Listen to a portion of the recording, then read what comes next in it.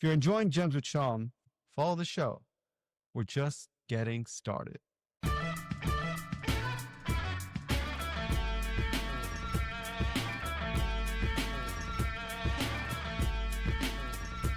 Welcome to Gems with Shom, a show about beat digging, records, production, and other things. On today's show, we have DJ Flipout. Welcome to the show, my friend. Thank you for having me. Long time listener, first time caller. Appreciate that, brother. DJ Flipout is a DJ, radio host, beat digger, owner of Flip and J Records, and I knew we'd have a great discussion. You are based in Vancouver, Canada. I am a fellow Canadian from Toronto, Canada, currently in New York. And I'm sure all of our American and international listeners will love our accents throughout this whole discussion. Flipout. Flipout. Oh, my accent comes out. I'm sure people know I have a Canadian accent. It's kind of slightly lessened living in the US, but it's still there. I try to keep it. Like I try to keep what I can, but that's life. I actually tried to erase mine when I was a rapper, when I was in my 20s. I was like, I don't want to sound like this. So I started making sure I was saying my own name, Flip out, and not Flipout. Yeah, that's how people would say it there for sure. Yeah. So I tried to change it. So I have a made up accent sometimes. It's all right. I mean, things evolve in life. Things evolve. Hip hop is global. Music is global. There's people all over the world with accents talking about this stuff. So it's all good. True. Yeah. True. I want to start off by thanking you. You helped to get my name out, promote me. And I realized that's like a personal quality of yours. You help amplify people that you support. And I just wanted to thank you. Yeah. Oh, wow. That's very cool, man. Thank you. That's great to hear. That's friggin' amazing, man. Thanks.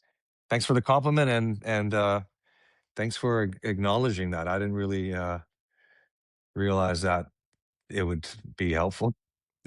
It's very helpful. It's very helpful. It's very helpful. I guess you look at it as like approval, support from others. I started this, I didn't really know anyone. I'm not in the music industry. I know about records, but I'm not a public figure until this. So all of that helps quite a bit. And a great friend of mine, he's in a group called Keys and Crates, and he used to.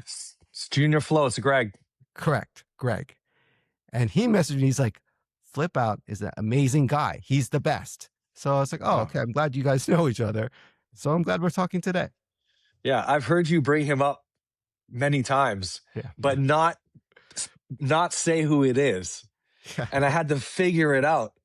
I actually messaged Grouch and I was like, who is Shom talking about here? Is it you guys? Is it? And then he's like, no, I think it's Greg. I was like, okay, because you're talking about you've told these anecdotes about you were in the UK and these things. I'm like, who is this Canadian DMC type DJ? And I couldn't figure it out. It was bugging me, but now I know it's Junior Flow. Yeah, who is now in a group called Keys and Crates. So he does all kinds of production, even outside of that. He's really in his zone right now. Amazing. Shout out Keys and Crates. Yeah. All right. So you are famously from Vancouver, Canada. What was around you growing up musically? Growing up musically was AM radio, I guess. And my parents or my dad's records in the house, Portuguese immigrant. I'm not. I was born in Vancouver. Yeah, so there's just there's a bunch of records. He liked music. Nothing good. nothing nothing notable. I mean, I'm not gonna shit on everything, but a lot of Amalia Rodriguez records. There's actually one that was signed. So if you know who Amalia Rodriguez is, there's a signed LP for my dad that I have still. Yeah, just a lot of Western music and some Portuguese records. Trying Trying to think. I liked music, but yeah, it was mostly the radio. I have two older siblings. I have a younger sibling. I'm the middle child, and the oldest is my brother, and he had a boombox. He was into a lot of different music. He had cassette tapes. Him and my one of my cousins, they used to make mixtapes all the time, and they used to talk about music all the time. They even used to record on 8 tracks. They had an 8 track recorder. We had an 8 track player in the car because I grew up in the 80s, white Granada, if you know what kind of car that is. Uh, my dad had Freddie Fender 8 track and a couple other really not my vibe. Even back then, wasn't my vibe. Um, so music was around because of my brother, mostly, and those records of my dad's. Some 45s too. All right. So your brother and I think you mentioned, was it your cousin or another? Yeah, it's a cousin, yeah. So you have these older influences, kind of similar to how I grew up. What kind of music were they playing? What were they putting through their boombox? My brother was a huge Iron Maiden fan. So he had like a life-size photo poster of Eddie on his bedroom wall that looked like Eddie's like breaking through the wall. It was kind of cool. But he also, did a report on Sting. So he's a big Sting fan. And then, you know, I I found all his Beatles tapes that he had dubbed. So I kind of like stole his Beatles tapes and I got really into the Beatles from those tapes. He listened to hair metal, heavy metal. He listened to like this group called Accept. They had a song called Balls to the Wall, and he did it for Airband. Yeah. So I remember specific things I remember about my brother's influence is when he did Airband contests. So he did Balls to the Wall. He did Suicidal Tendencies, Institutionalized, which became one of my favorite songs of all time, which when I met people later who were like skaters and into punk stuff, me knowing that song, they were like, how do you know that song? It was because of my brother. But like I said, he listened to everything. He had like uh, there's a 80s band called Taco, Putting on the Ritz. He had Eddie Grant cassettes, he had the Michael Jackson Thriller, but he didn't have Off the Wall. So there's some 70s stuff that I don't really remember, but he had a lot of 80s stuff and not a lot of black music, I would say. I think like Eddie Grant would be the most black music that I was kind of exposed to. And then there was disco compilations that my dad had, which later on I would find out had jams on them, right? Um, so yeah. When did you start pursuing DJing yourself? I started pursuing DJing when I got introduced to hip hop through like TV. I think it was like, man, I can't even remember. It was just videos. It was uh it was 89, 88. Man, it was through it was Jazzy Jeff basically and the Fresh Prince. That was the most like prominent influence. But there's also just like Tone Loke's DJ M Walk in the Wild Thing video. He had the turntable and it's hard to pinpoint because uh I've heard other people talk about when you ask this question of other people who are from like New York and stuff, they have all these very specific kind of like moments. And like for me, it just kind of like um kind of I stumbled upon it and didn't realize what I was doing until until a few years later. So I don't know. Like I had a good friend of mine since kindergarten. His mother is the first she had the first 24-hour South Asian radio station in Canada. It's called Rim Jim. Her name is Sushma. She's like a legend, Canadian kind of legend in the community, especially in Vancouver. She's from the BBC. She came over she's on the BBC as a teenager. Anyway, she moved to Canada, single mom, had the one kid in 74. And then in 87, she started this radio station. And it was like a piggyback kind of radio station on another channel. So you'd have to buy a specific radio. And it was all South Asians, all like Hindi, Punjabi. I know about Geets and Ghazals. I know all this stuff from back then. And she had turntables. She had Technique 1200s in the studio. So, and there was records everywhere. To this day, I still go and find some gems, no pun intended, in her vast Bollywood collection. Like, it's crazy, man. I can just go there and find stuff. But she had records, and then her son, my best friend at the time, and to this day, I still know him, still friends with him. We just knew about records. It was just there, and we both love music, and she let us be on the radio station as kids, doing like playing music. First, it was music that she wanted us to play, and then we were like, can we play our own music? And we ended up having a mix show. So that's what I mean. Like, I kind of stumbled into it, and um, a Canadian aspect of it is that a magazine called Street Sound magazine. I don't know if you know Street Sound, Shom. It's like a dance music DJ magazine that was from the late 80s, early 90s. And that's where we first saw like a chart in the magazine that had BPM column. And we didn't even know what BPM was. So this is 89, 90. So I was like 14 years old. So I like to tell people I started DJing when I was 13, 14, because that's when I was playing the music that I still kind of play now. Yeah. So it was like New Jack Swing, it was Paul Abdul, it was Public Enemy, BDP, Stetsasonic, Digital Underground, Bobby Brown, all this stuff, 13, 14 years old.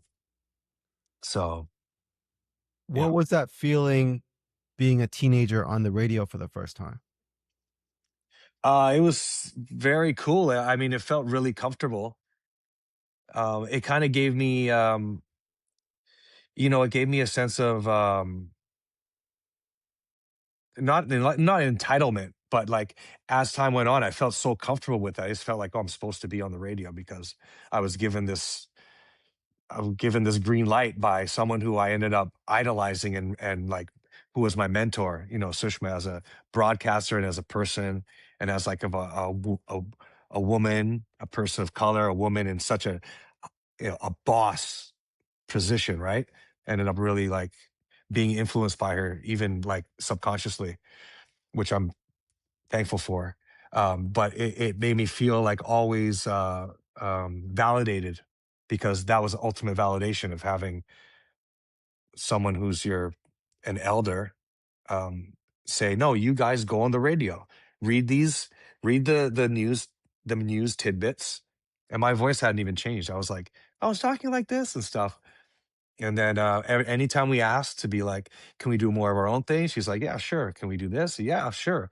She's super supportive, because I guess she's seeing these two young boys. And basically we had the passion for it. We had shared her passion, and she was like facilitating us growing it. And look at me now. I'm still on a top 40 radio station now to this day. But even before that, when I was 7, somehow my aunt, my godmother, really knew I was into music and bought me a kid's turntable with a Pinocchio picture disc attached to it. So I was stoked, you know what I mean? And it was like it was just like a black and white kind of portable kids one. It was called Signature brand. I should look for it, actually. That would be some great nostalgia for me. Yeah. But then I started just playing my dad's records. And I guess that was, if I was 7, I was just playing music. And then as I got into hip hop, I started learning how to scratch, started emulating scratching on this little turntable. And I have like memories of like there's a Tom Jones record. It's Not Unusual. Everyone knows that. It's the Carlton song, right? But on the B side is She's a Lady, which is a dope B side. But it starts with a snare. It starts with like cha, and that snare, I learned how to do a chirp scratch or a baby scratch into what turned into a chirp with a crossfader. So, I always had turntables around. Like I said, my dad had the hi-fi set, with the arm that you could stack the records on with that the magnet, and it would drop them when it was done. So I was always around that stuff. Um, I have a younger sister who's 4 years younger than me. She got a record player. But what happened was I took that record player and I had my other one, and I would go in my room by myself, and I would do my own radio station where I would literally play one song, talk, and play that song on the other turntable. So I was kind of like DJing, air quotes DJing, before I really knew what it was.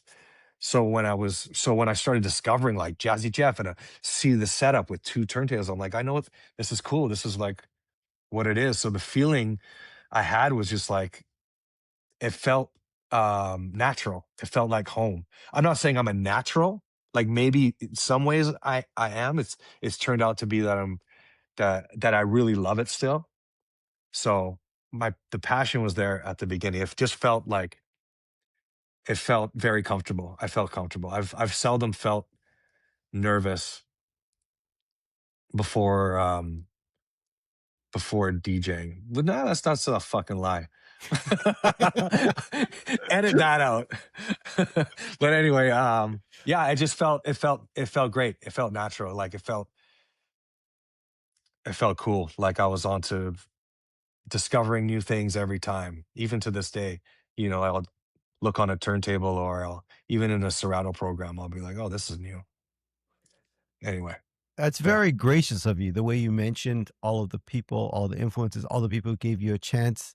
I think it says a lot about you. So I think that's great.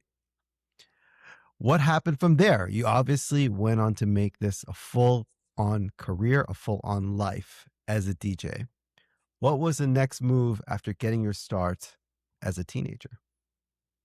Um, Going to connecting with the scene in Vancouver. There were teen clubs back in my day when I was a teenager. So it was all ages dances. So that's where I met people from different parts of the city, from East Vancouver. I wasn't quite from East Van. And those were other kids who were into the same music that I was. So it was always connecting with people that liked Big Daddy Kane, who liked hip hop stuff, because there was, like I said, it was AM radio. So it was all this kind of like general population music, like the stuff my brother listened to. And although he was kind of fringe with the heavy metal too, he definitely wasn't into any hip hop. My brother only got into hip hop when Wu Tang came out. He's like, this is cool. Um, but he wasn't an R&B head.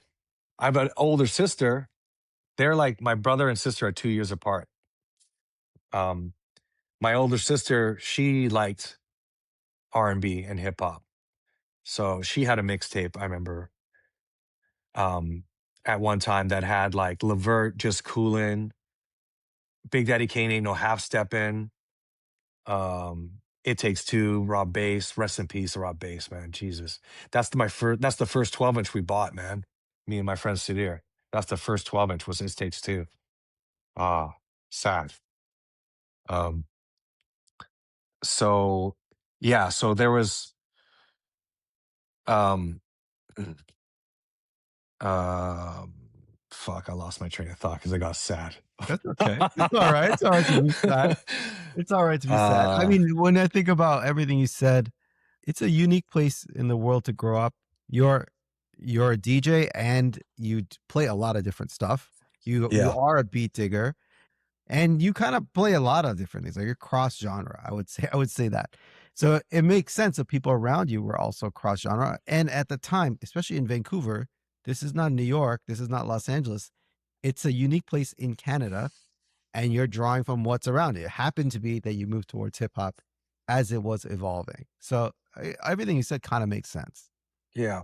Yeah. And that connection with it reminds me of people in Toronto being very different, very different from Vancouver. When people say, "Oh, you're from Canada. Do is that near Toronto?" I'm like, "This not. It's a whole different world, man."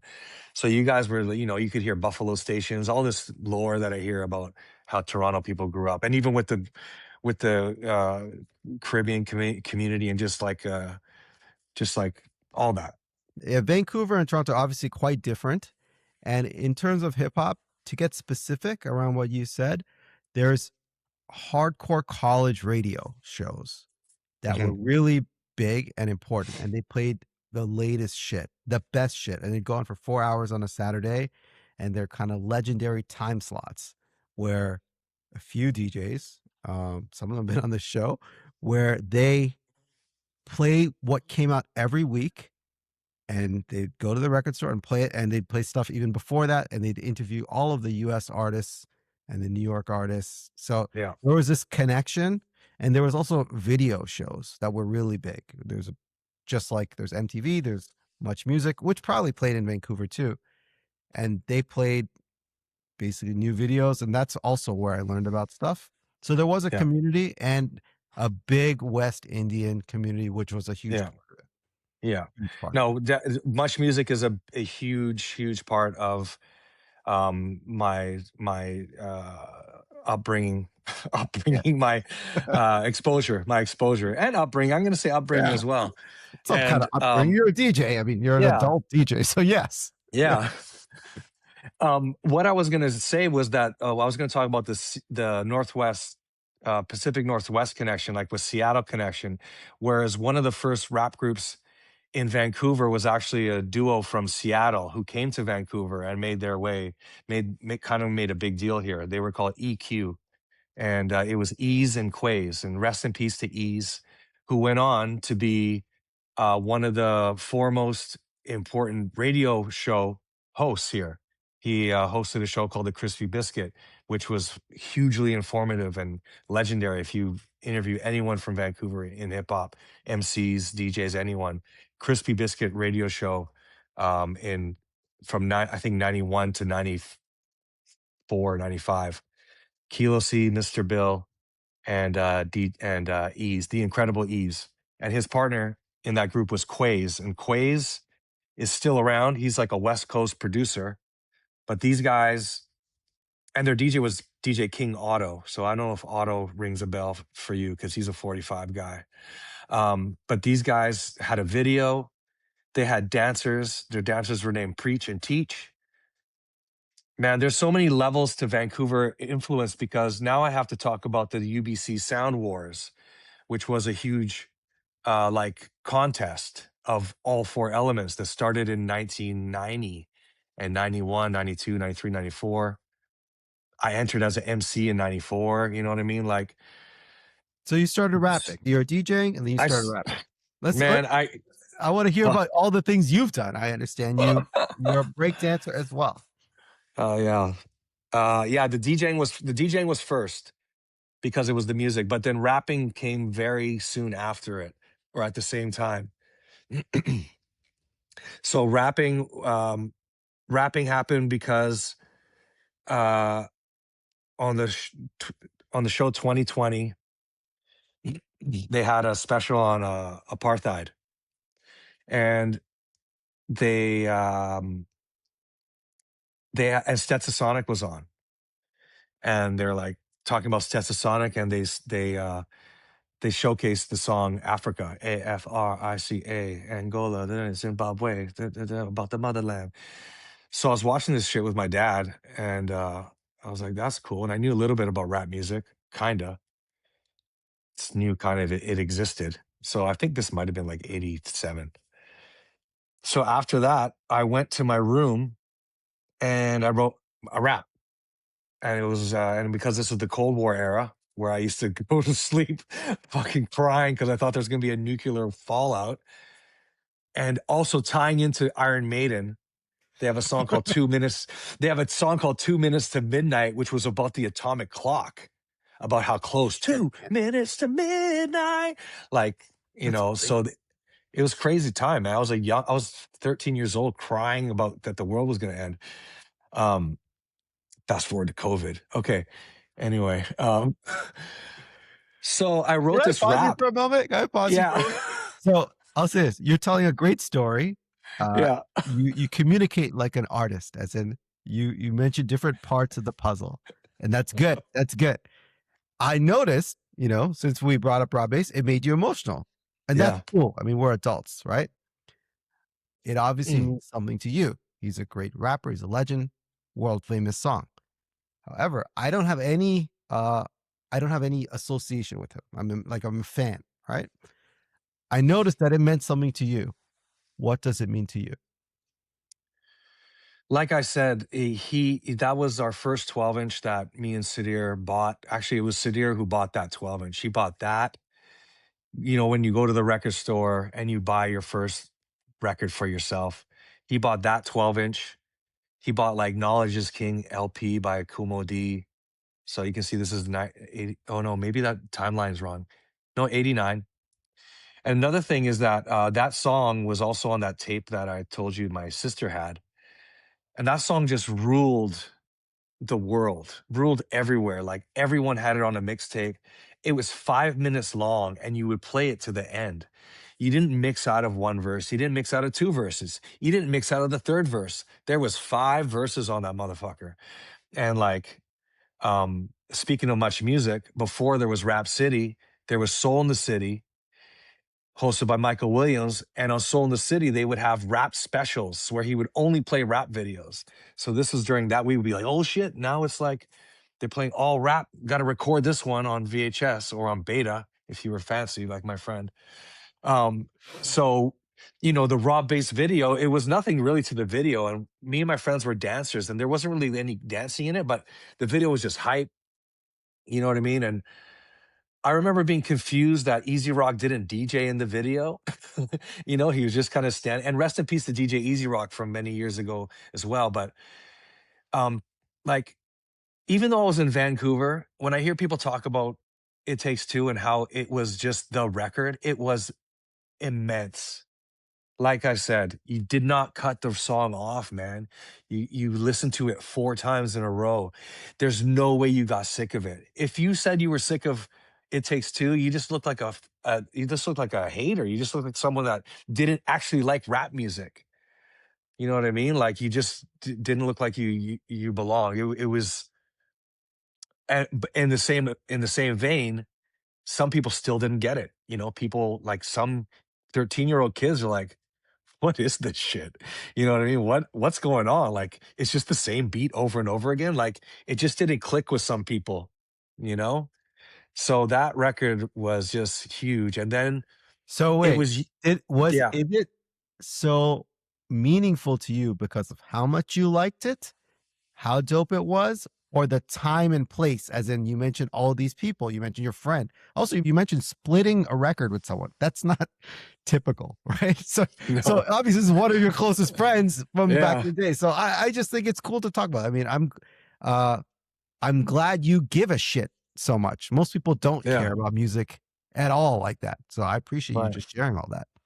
Yeah. It was all of those things that you said. It was all of that. And add another layer, when I started rapping, I made a song to that beat. So all my verses were in between the where his verses were, and then the chorus would come in, and I would have a chorus.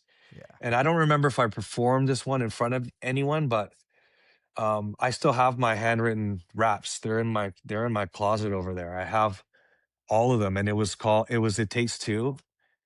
The other rap, but let's stay on It Takes Two, and then also hearing um, it being used in other songs almost immediately, or also hearing like Roxanne Shante, "Go On Girl," that used the same sample, and I was exposed to that because that was on the Colors soundtrack. I think either the Colors soundtrack or the East versus West compilation that was on Jive. which was huge for me too. Hearing that sample, the James Brown sample, um, it was just like really revelatory. Is that the word? Yeah. It was just like I hear you. it was just it's hard to really explain that it just made you feel like you had to dance to it. And later on, as you understand, there's like there's like the claps in it. There's like the 808 thing in it. I think which is from Strafe, I think. And then just the bounce of the James Brown drums, Lynn Collin drums, and and the repetitiveness of the woo, like it's just like things that made sense that were being done by accident by people who were making music at the time. It was just incredible. Great You know what I mean? analysis, music wise. Also, I Thanks. think it's good you shared the emotional part. I mean, who spends all their whole life dedicated to music and doesn't have an emotion about it? So I'm glad you did, and it's a good thing. Yeah. So you mentioned a bit about your rapping. Yeah. Tell us more about your rap career. So yeah, I just started writing raps. I wrote the Cold War rap. Um, and I formulated it after Africa by Stetsasonic. So I'll do it for you, okay? Okay, it goes like this. War is a chorus. War is everywhere. All these weapons give me a scare. PEACE, that's for me. Peace, tranquility. One of them is Mikael, the other one is Ron. They're both pretty stupid if they want to drop the bomb. It's getting really scary. And then like this, it's Right. just like me rapping. So that was in grade 8. In Canada, it's grade 8. Or in Vancouver. Everywhere. Grade 8? I don't know. There's like middle school. I don't know what the fuck is in So some great. place. All right. Go on. I was at a junior high school and they had this talent contest. So I did my rap a cappella and I won. So then everyone's like, wow, you can rap. That's crazy. You know, I don't know if my voice had changed yet either. So I was like a little short kid, white kid. No one, there was like 3 black kids in my school. Yeah. Looking back, um, there was a lot of not a lot of South Asian people, but there was a few Smileys in my school. This is like the Vancouver kind of like um, community at that time. Smileys, there's Sikh, but a lot of Smileys. Uh, Punjabi people, a lot of Vietnamese people, and they all had like they were all in different kind of like groups. You know what I mean? Um, the yeah. Anyway, I'm just kind of saying how I fit into the school. I was just like white Portuguese kid, but I was rapping, and there was only like a handful of people that even gave a shit or knew about rap at that time, and we all kind of like just kind of like got attracted to each other's, you know. So um I won that rap contest and people were like, "Oh, you're into rap." And I was like, "Yeah, I love rap. Like I have look all these tapes I have, I have By All Means Necessary. I have." And then I met another friend of mine and his older brothers had turntables and we used to buy records. So they had like Man and His Music, the BDP remix album of Criminal Minded. So I heard the Man and His Music Criminal Minded remix album before I heard Criminal Minded. So that was crazy. And so that's grade 8. And then in grade 9, there was an air band. And I did like Flavor Flav for air band. Oh, here's another notable thing. So I did the rap in grade 8. And then I also did an air band contest and I did Weird Al. It was like an original Weird Al song. And I also won that. So I'm this performing kind of kid, right? So I won the air band and I won this little talent contest. So people kind of like looking at me like, what are you going to do next? So in By the grade way, 9, Weird yeah, Al Airband, I would pay to see that. That yeah. is so sick. It was some song called "I'd Rather Something Than to Be With You." It was like I'd rather slide down a banister of razor blades than to be with you. It was like like a ballad about how he'd rather mutilate himself than to You be with think it someone. was like Sinead O'Connor, his some kind of parody of that? Like Nothing Oh Compares to no, You? no, no, it wasn't. But that's a good. It's I, around the I, same era, huh? yeah, Oh I'll my just say I gosh. have a strange respect for Weird Al always. I Oh just yeah, think like what a good life this guy's made. It's so yeah, absurd, and I just think he someone should do it like more about like he should have like a full length movie about him. I yeah, know there has been, but more. It should be done yeah, like A24 shit. yeah. He's got bars too when he does his rap ones. Anyway, What a life. that Weird Al song. So this is how much of a fan or how much I knew about him. On his albums, he would have all the parodies, but then he would have original songs. Hmm. So this was one of his original songs.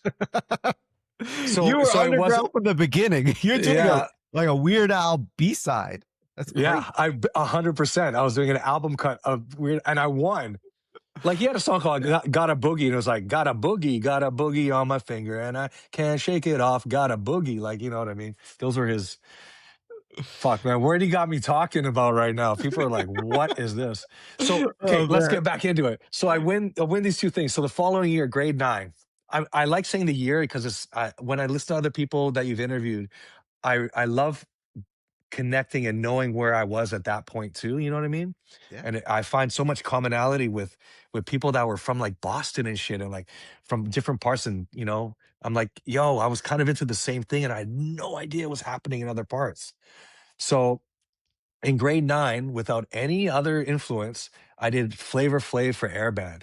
Not only did I do Cold Lamping with Flavor, but I put on Too Much Posse, his other solo song, in one performance. So this is 6 minutes of Flavor Flav.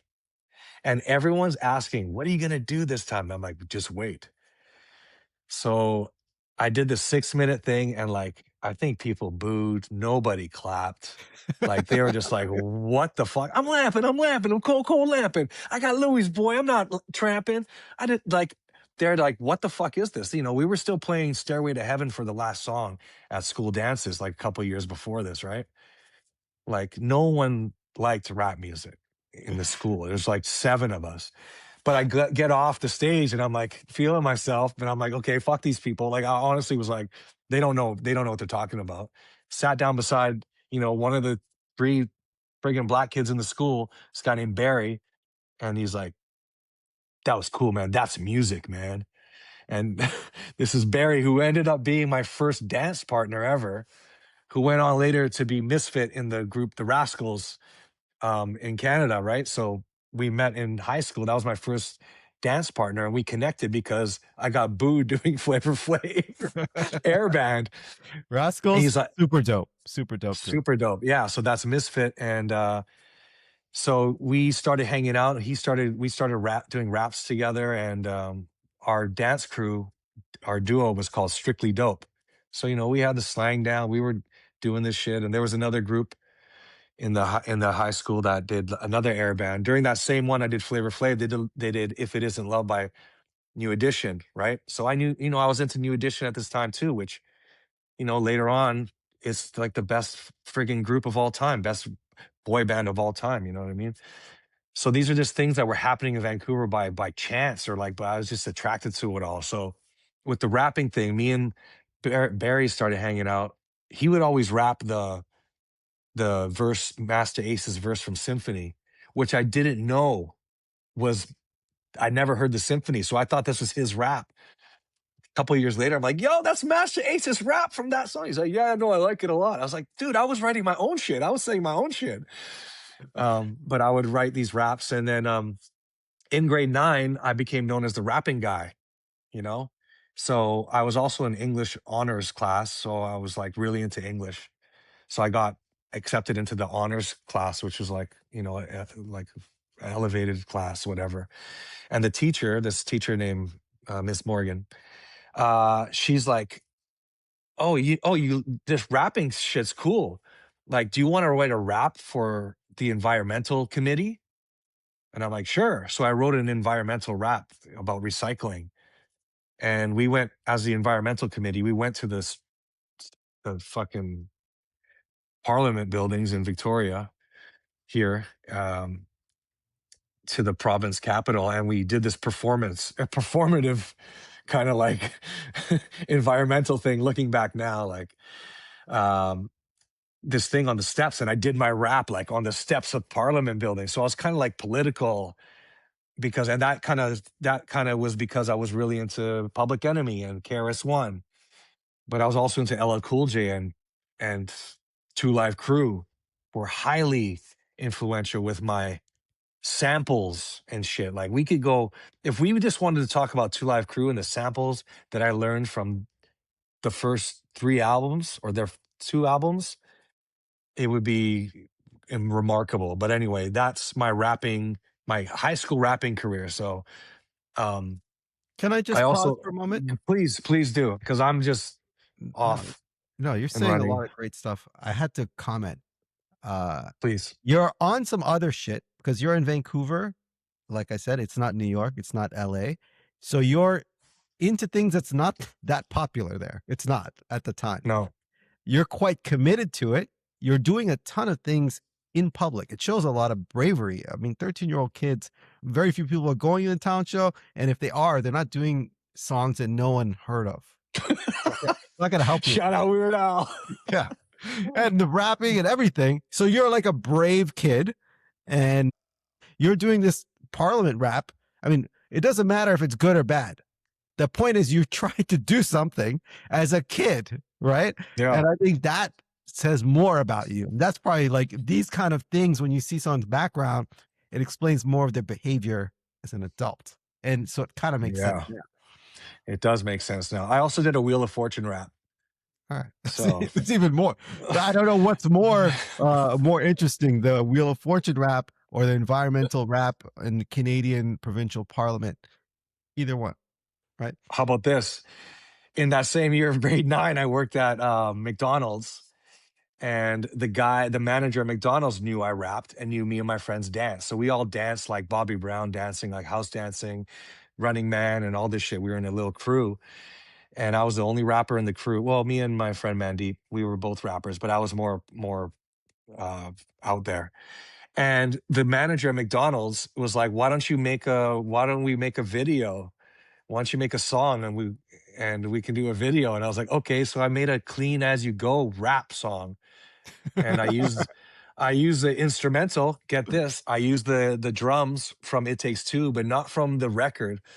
I used it from a not a Simon Harris record, which I had the whole collection of back when I was 14, first started DJing. But it was like this other compilation where they had beats on it. So it had like the think drums that EPMD Gold Digger, that part of the think drums. Or I Shouldn't Have Done It.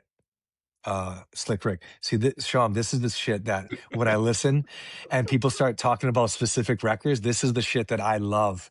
I want to talk about records, samples, beats. Anyway, I took that and then I put it with the um there was another record that had just the bells from Peter Piper, but it was kind of like how King of the Beats had flipped it, how Mantronis had flipped it. So I mixed these two together on turntables, recorded the instrumental, and then at my friend's house who had the turntables and the realistic fucking mixer that I've heard other people talk about from Radio Shack, I put that instrumental together, used a shitty mic, and recorded this Clean As You Go rap about McDonald's. And I've performed this rap on a bus during the Red Bull Freestyle in Poland about 8 years ago in front of Newmark. And he was losing his fucking mind because I remembered it. Anyway, so I was a rapping ass rapper. So I was recording songs and shit. And then I entered another contest at a mall. I was just rapping, man. I don't know what the question was, but I was fucking rapping I mean, my ass off before grade 11. that McDonald's rap, I mean, you walked. Clean as you go, go, go, go, go. Clean as you go, go, go. Maybe Yo. Pusha T was listening to that when he was thinking of jingle, he made him a millionaire, and maybe a Yeah, millionaire from someone else. But yeah, you know, you're the foundation for Pusha T and Timberlake. yeah. So I was doing. Yeah, maybe I was. Maybe I am you were. foundation. I'm foundational. That video, actually, we made the video. We shot it in the middle of the night at the McDonald's, and it's out there somewhere. It's because it was part of like the Mick TV thing they used to show at staff meetings. Oh, So if that's so somebody great. has that, man, it's from 1990. Look it up, Canada. Please, someone find it. Anyway, Oh, it's so what are we crazy. talking All about right, here? so we've talked about DJing a little bit. I feel like that deserves more focus. We Yeah, talked about being on the radio. We talked about rapping, dancing. Tell me about that. back to radio for 1 second because you mentioned the radio Oh, shows in Toronto. Uh, I would. It would be whack if I didn't mention um, that we also had not only the Crispy Biscuit show, which I had mentioned, but before that was a guy named Maximus Clean, who had a radio show, several radio shows out here, but one of his first ones was a show called Soul Sonic Shocks. And it was on one of the university, SFU out here, one of the university's stations that you could only get with cable radio. So my friend had cable radio, and we found out about this show that was on a Friday night, Soul Sonic Shocks with Maximus Clean, and he's friends with Nasty Ness from Seattle. So Nasty Ness, rest in peace, Nasty Ness, recently as well. He's from Nasty Mix Records. Of course, he's part of Sir Mix-a-Lot. Nasty Ness he's on the Easy E record radio. He's at the end of it. Yo, this is Nasty Ness from so this was that, and so Maximus Clean was playing all the American music. That's where I heard, and a lot of LA and Bay Area music. So he was playing Paris. So I heard Paris. I'm a big Paris fan. He was yo, playing all Paris, the. one of my first albums in my house, and I listened to it all the time. Mind you, I was 6, so maybe a little advanced for that time. Credit to my elder brother. And the music just scared the shit out of me because talking all this street stuff. I was like, Yeah. oh my God, Los Angeles is the scariest place in the world. Which was it, the Bush Killer album, No, or the was one it Devil Made before Me that, Do It? The Devil Made first Me Do album. It. That and Iceberg were some of the Oh, first records that we acquired. I mean, my brother was nice. 9. That's all of this seems kind of Yes. not quite ideal. Like, you think of a 9-year-old, you're going to give them, Yeah. but that's, I mean, whatever. I turned out okay. But that's what I was listening to a lot as a kid. We'd have to hide it because the lyrics were so Yeah. offensive.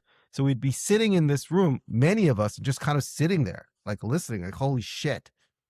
Yeah. Yeah. So thanks for saying Paris. So, Paris, Devil Made Me Do It album. So you know that album. So you know, like, the Hate That Hate Made, Yeah. Wretched, and I had these 12 inches too. So I love the 12-inch mixes of these songs too. Um, so yeah, Maximus Clean played that. I have fond memories, or specific memories, I should say, of him playing Give the People What They Want before the EPMD album came out.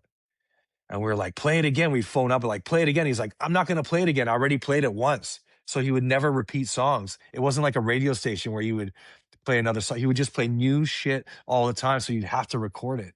And he played a lot of Two Live Crew. He loved playing nasty music. He would always play, he played like Miami bass shit too. So I got exposed to Miami bass stuff. So that was really formative, man. Like, and just the West Coast aspect of him. Later on, like he it became like kind of a contentious thing because he he was so into West Coast, and I got really into East Coast kind of music. And then I started doing my own. I became a part of my own radio show in college, and we were had a shows at the same time now. So this guy that I kind of grew up listening to, now I'm like rivals with him. And the other guys that I did the radio show used to diss him all the time. So I started dissing him too, right? We were kind of snapping on him and shit. But looking back, like, I always had respect for him. And he's still around. He's in LA, I think. But he's so he was so influential, man. That those just that shit. And I also have ties to the CITR radio station where I went um, when I was in grade 10 for a work experience program. It was a week, and I couldn't get accepted to the mainstream station. They wouldn't return my phone calls, I guess, at that time. So I got to go to the UBC CITR station in 1990 for work experience, and that's where I met Nardwuar. Oh, great. And that was a really specific time because on the cork board in the radio station was a notice saying, "You cannot play Welcome to the Terradome. It is too controversial. This song has been banned from being played." Either that or be aware that this song has questionable or uh, controversial lyrics. And it was like the Jewish line in it, and it was the other line in it. So Welcome to the Terradome was like had just come out, and it was already like it was a big deal back then. And I met Nardwuar in the hallway. They're like, "This is John. He does a show. It's called Nardwuar." And he's like, "Hi." I'm like, "Hey, nice to meet you." And then I know him to this day, not from there specifically, but I met him. So I ended up that week at CITR at the radio station. I went through all of their hip hop records and I made my own mixtape. And on that tape is like Queen Latifah 12-inch, you know, Ladies First. That's where I heard the 12-inch version. Had the singing, the Humpty Dance 12-inch, the fucking Do What You Like 12-inch, where I record the whole 8-minute mix on the tape and listen to it all the time. Stetsasonic Talking All That Jazz with Miami Bass on the B side. All this shit that I recorded in a one of the studios at the college station, and I took that to my high school the next day, and I was like, "Listen to this fucking tape I made at CITR, my work experience week." Other people had work experience with like, who knows where they went. I went to the radio station, so it's always been innately in me. So when people ask me about my beginnings and how I started, it's just like it's just been there the whole time. I don't know how to keep it short about these things that were just lining up, and I was Good thing you just don't have to keep it short because we're a long ass show, and okay, good. and all kinds of tangents are welcome. So don't feel like you have to fit into any Yeah. box. It's not like that. So yeah. So with the DJing, I was with the dancing. Fuck. So with our dance crew, so with the dancing, we needed routines. So I was more musically inclined. I was the one who liked music more than I already knew had tapes. So I made pause tape routines. So I made mega mixes back then using pause tapes. So when I hear like thing about pause tapes and you know how people used to make beats, I used to do that. But I also used to make these mega mixes where I have one song, a little clip of like everybody get funky, another beat, and then I know you're gonna dig this into something like these segues, which became my style of DJing and became like kind of like my style of everything, kind of like this collage kind of thing, and really beckoned back to loving to know where every single sample in a record is. You know what I mean? So I started making the routines for our dance crew, and then I just started DJing more. And I was also rapping, and sometimes I would be like, I need to dance and rap and DJ on the same time. You're doing a lot. I mean, S- that's pretty I was amazing. You doing don't meet people who do all of those things, especially at this like kind of the same time. It's pretty wild. I mean, it's very yeah, impressive. yeah. I mean, I wasn't the best dancer in the group. I wasn't the best DJ around. And I was pretty good at rapping though. I gotta say, I was pretty good at rapping. I was one of the better kind of rappers that were my age in Vancouver, which isn't saying a lot. It's saying a lot. but It is saying a lot. It is but saying I did enter the I have battled. I'm in two like notoriously famous battles. I battled Prev from Swollen Members at this like event. They made an event out of it, and I won. and I battled Checkmate at one of the UBC Sound War battles, which was a couple of years prior to that, and I beat him. It's on YouTube. It's controversial. People say I didn't win, but I did win. I did take home the prize. But even that, um, yeah. So yeah. So those two battles happened after I had recorded an album and was signed to a label in San Francisco in '93. You're only bringing this up now? Okay, so wait. Yeah, You I'm done. you were signed to a label as an artist, and you were a rapper or a producer or both? Rapper and producer. I made I made the beats. I made the beats, and me and Mad Child from Swollen Members, I was his first rap partner. Okay. So that's another legendary Canadian group. So you guys were a group and you both rapped, or were you solo? We both rapped. Oh, I rapped solo, and he was in the Rascals actually. Yeah. At one point. Then he quit the Rascals. He was solo. He knew about me from the all ages dances and these performances of me being a rapper. And he's like, "Do you want to do a song together?" So we went and did a song together at the same studio with the same guy, Roger Swan, who recorded all of Rascals, all of Swollen's music, kind of legendary in Vancouver for all types of music. I did one song with Matt Child, and then he's like, "This is dope. You want to just make a group?" I'm like, "Sure." And I'm still in high school, and he's not. He's 3 years older than me, so he's like 20, and I'm 17. So we make a rap group, and we start recording some songs, and we do some shows. And at one of the all ages nightclubs, we end up where we were called Show and Tell. We end up opening for Maestro, Fresh West, in 1990. I'm going to say 91, and that's when Maestro had his an EP out called Another Funky Break from My Father's Crate. It was like kind of like not very well known, um, even to this day. But it was after, I don't know if it was before Black Tie Affair or after, it was before Black Tie Affair. I don't know. Well, I could talk about that album forever too. When you interviewed K Cut, I was like, let's talk about fucking Black Tie Affair forever.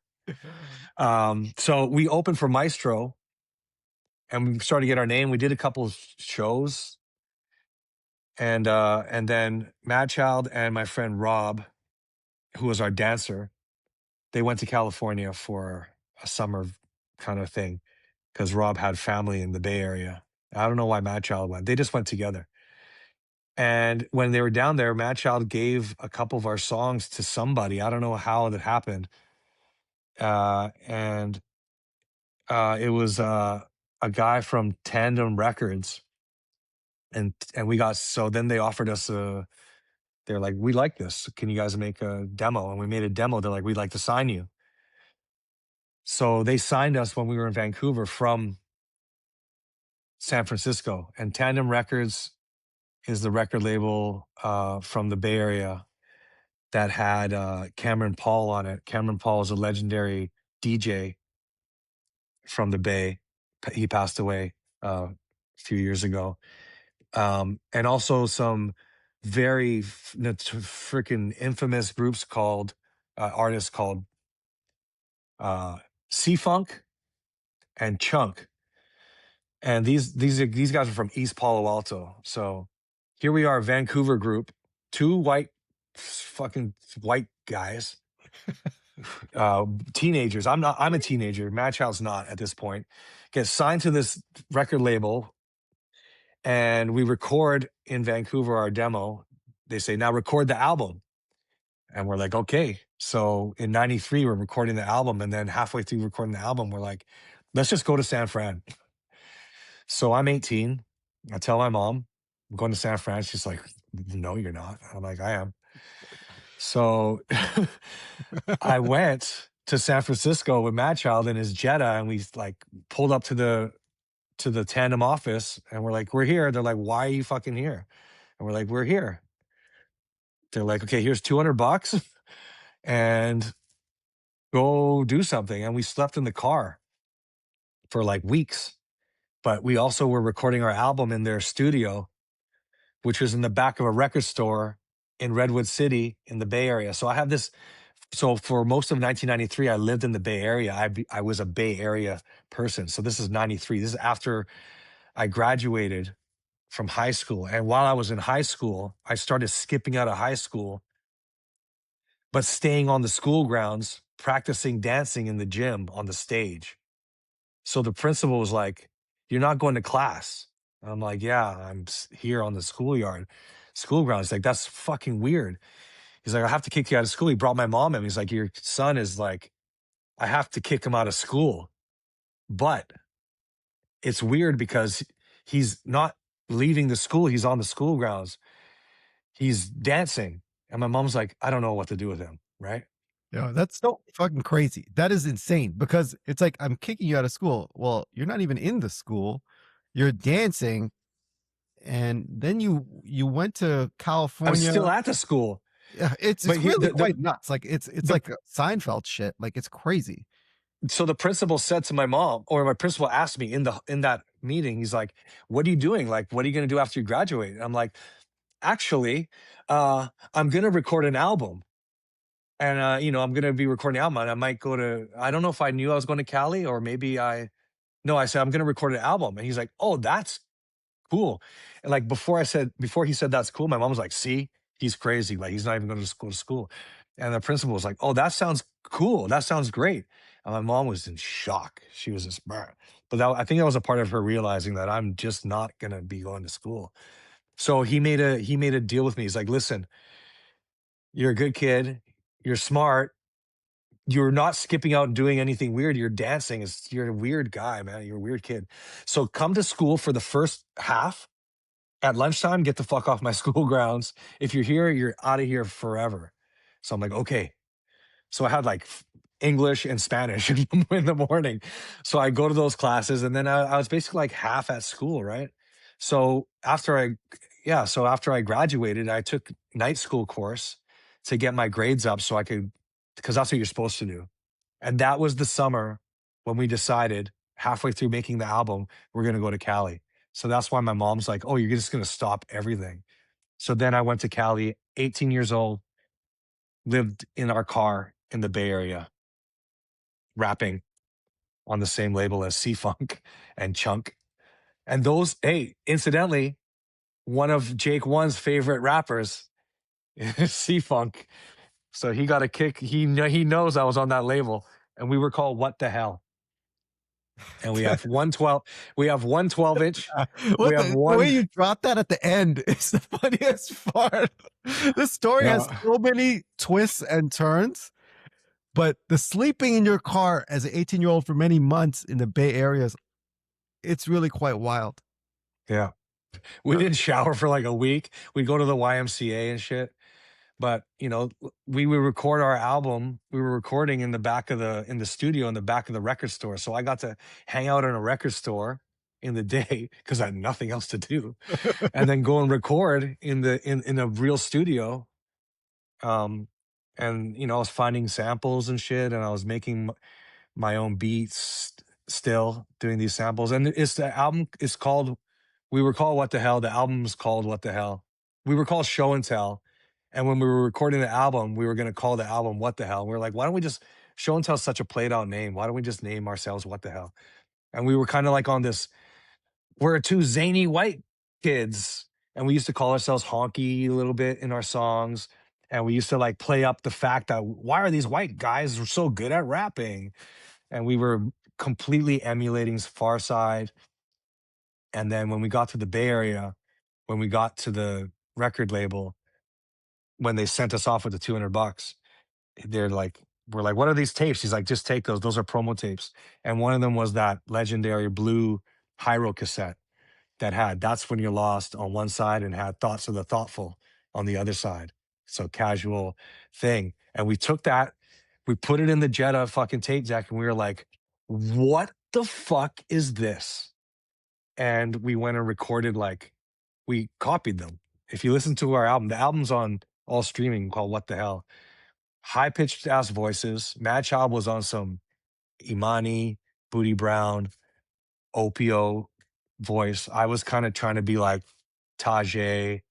I was trying to be like um Casual, but fucking no one's like Casual, man. Casual's he's the best out of You were like the everyone. middle register. He was the high register. You Yeah, played off each other. we played off each other, and yeah, man, we were just making our music down there.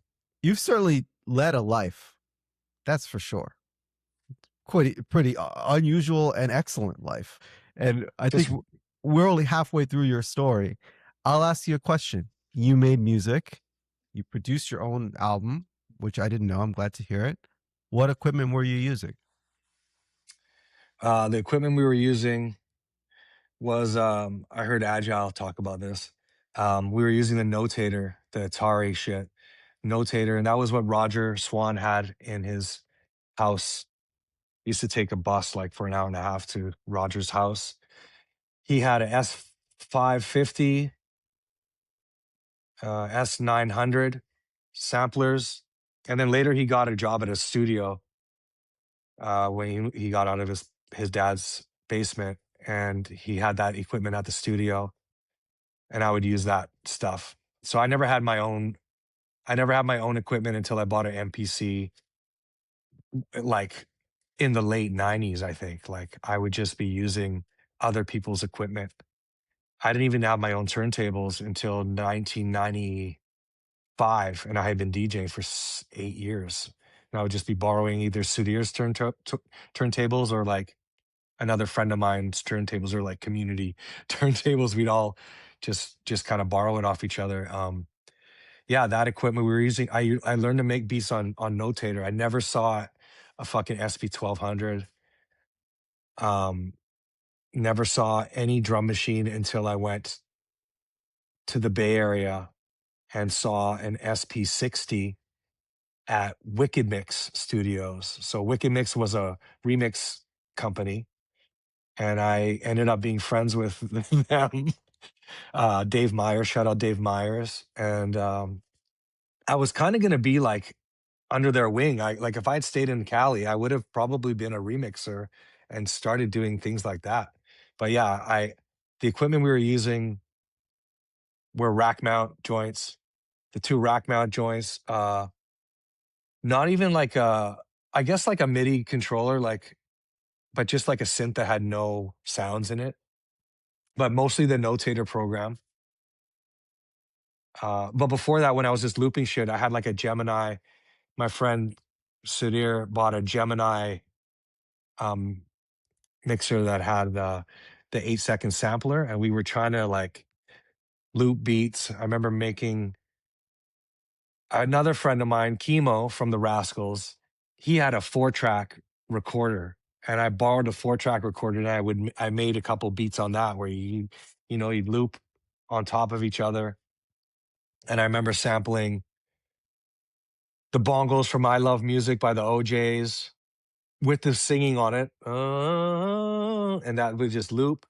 And then I had like, I think I had Booker T and the MGs, Hip Hugger. Like there was just like, I know these records that I had found at secondhand stores because I heard that's what you do to make beats, So we go and I bought like, I remember I bought $50 worth of fucking dollar records, dude. I was so stoked. I went to this place, this secondhand store, and there were dollar or 50 cent records, and I just listened to a stack of albums. And I think I found like Mr. Magic, Grover Washington Jr. LP. So that's just like embedded in my soul, you know what I mean? So I'm 16 years old and I hear that. I didn't grow up with any cool music, man. I find um Taste of Honey, Boogie Oogie Oogie. And I'm like, what is this music that sounds pristine? I'm like, this song sounds like the best song I've ever heard in my life. Like, so disco music was kind of blowing my mind too, because I was into new wave, but then disco was funkier and had things that sounded like what people were sampling for rap, for hip hop. That was the thing. I was trying to find samples that sounded like Breaking Atoms, trying to find everything that was on Two Live Crew albums. I'm going on a crazy tangent, but I feel like this is like the lane that I want to kind of talk about. It's a good So tangent. I mean, it's the I'd say the main focus of the show. So keep going. yeah, but where did I wander from? Well, how's this? Yeah. You now you've traveled the world as a DJ. You tour a lot. You also mentioned that you host a radio show on commercial radio. What got you to this Yeah. point? Because it's quite a windy road, and you've made a career off of music, which is very commendable and rare Thanks. in this world. You're a full blown adult making a living with music. So I want to salute that. How did you get to this point of where you are? Like, what led to you getting on the radio now? Like right now, like Sure. in 2026, Yeah. all the way here. You could also name whatever you like in between. I don't want to jump too far ahead. Well, I'll do the radio timeline goes from the South Asian station Rim Jim to um linking up with getting asked to do a college radio show in 94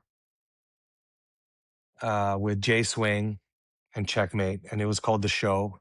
And that was a big station, a big show. That was kind of like in Vancouver, we were kind of like the wake up show kind of thing. We weren't like we didn't have like guests like them, but we played music like them. We broke records, and I was the host. I wasn't even DJing on it. So that's 94 to like 98. We were on CITR. And then in 98, 99, we got our same show on the rock station because the new program director there was into like shaking shit up, and he actually added like Cypress Hill to the rock rotation. He added something else to the rock and roll station. And people used to phone. We were on Friday nights, and people used to phone up and like, "What the fuck are you guys doing on this radio station? Get this shit off the fucking radio." The amount of times that I've heard, I don't call it rap, I call it crap. That's shit's fucking not like to this day, you know what I mean? Like people that say it's not rap, it's crap, those are the worst type of humans, I think, that have the worst taste. And I wish the worst for those people. I don't want them to be ever successful in anything they do. You guys are the shittiest people I because agree. I've never heard that uh, exact phrase, but I could see someone in Vancouver saying that. I feel like that's yeah. the kind of humor someone who doesn't like rap would have. Well, racist ass motherfuckers. That's what it is. There's a touch of that. There's a Basically, little bit of that for sure. So Yeah, go okay, ahead. so we were on the rock station, Okay. 98, 99, and then that guy got canned, and then they canned all the shows. So now we're like, for the first time since 94, we don't have our rap show on the air. So I guess not that long. It's like 6 years or seven. And then there was a radio station that was on like the Asian channel, like the Chinese channel, and they were selling airtime at late at night. So we were paying to be on the radio. So we were like paid to be on the radio. There's a bunch of us, like a bunch of different, like even like house shows.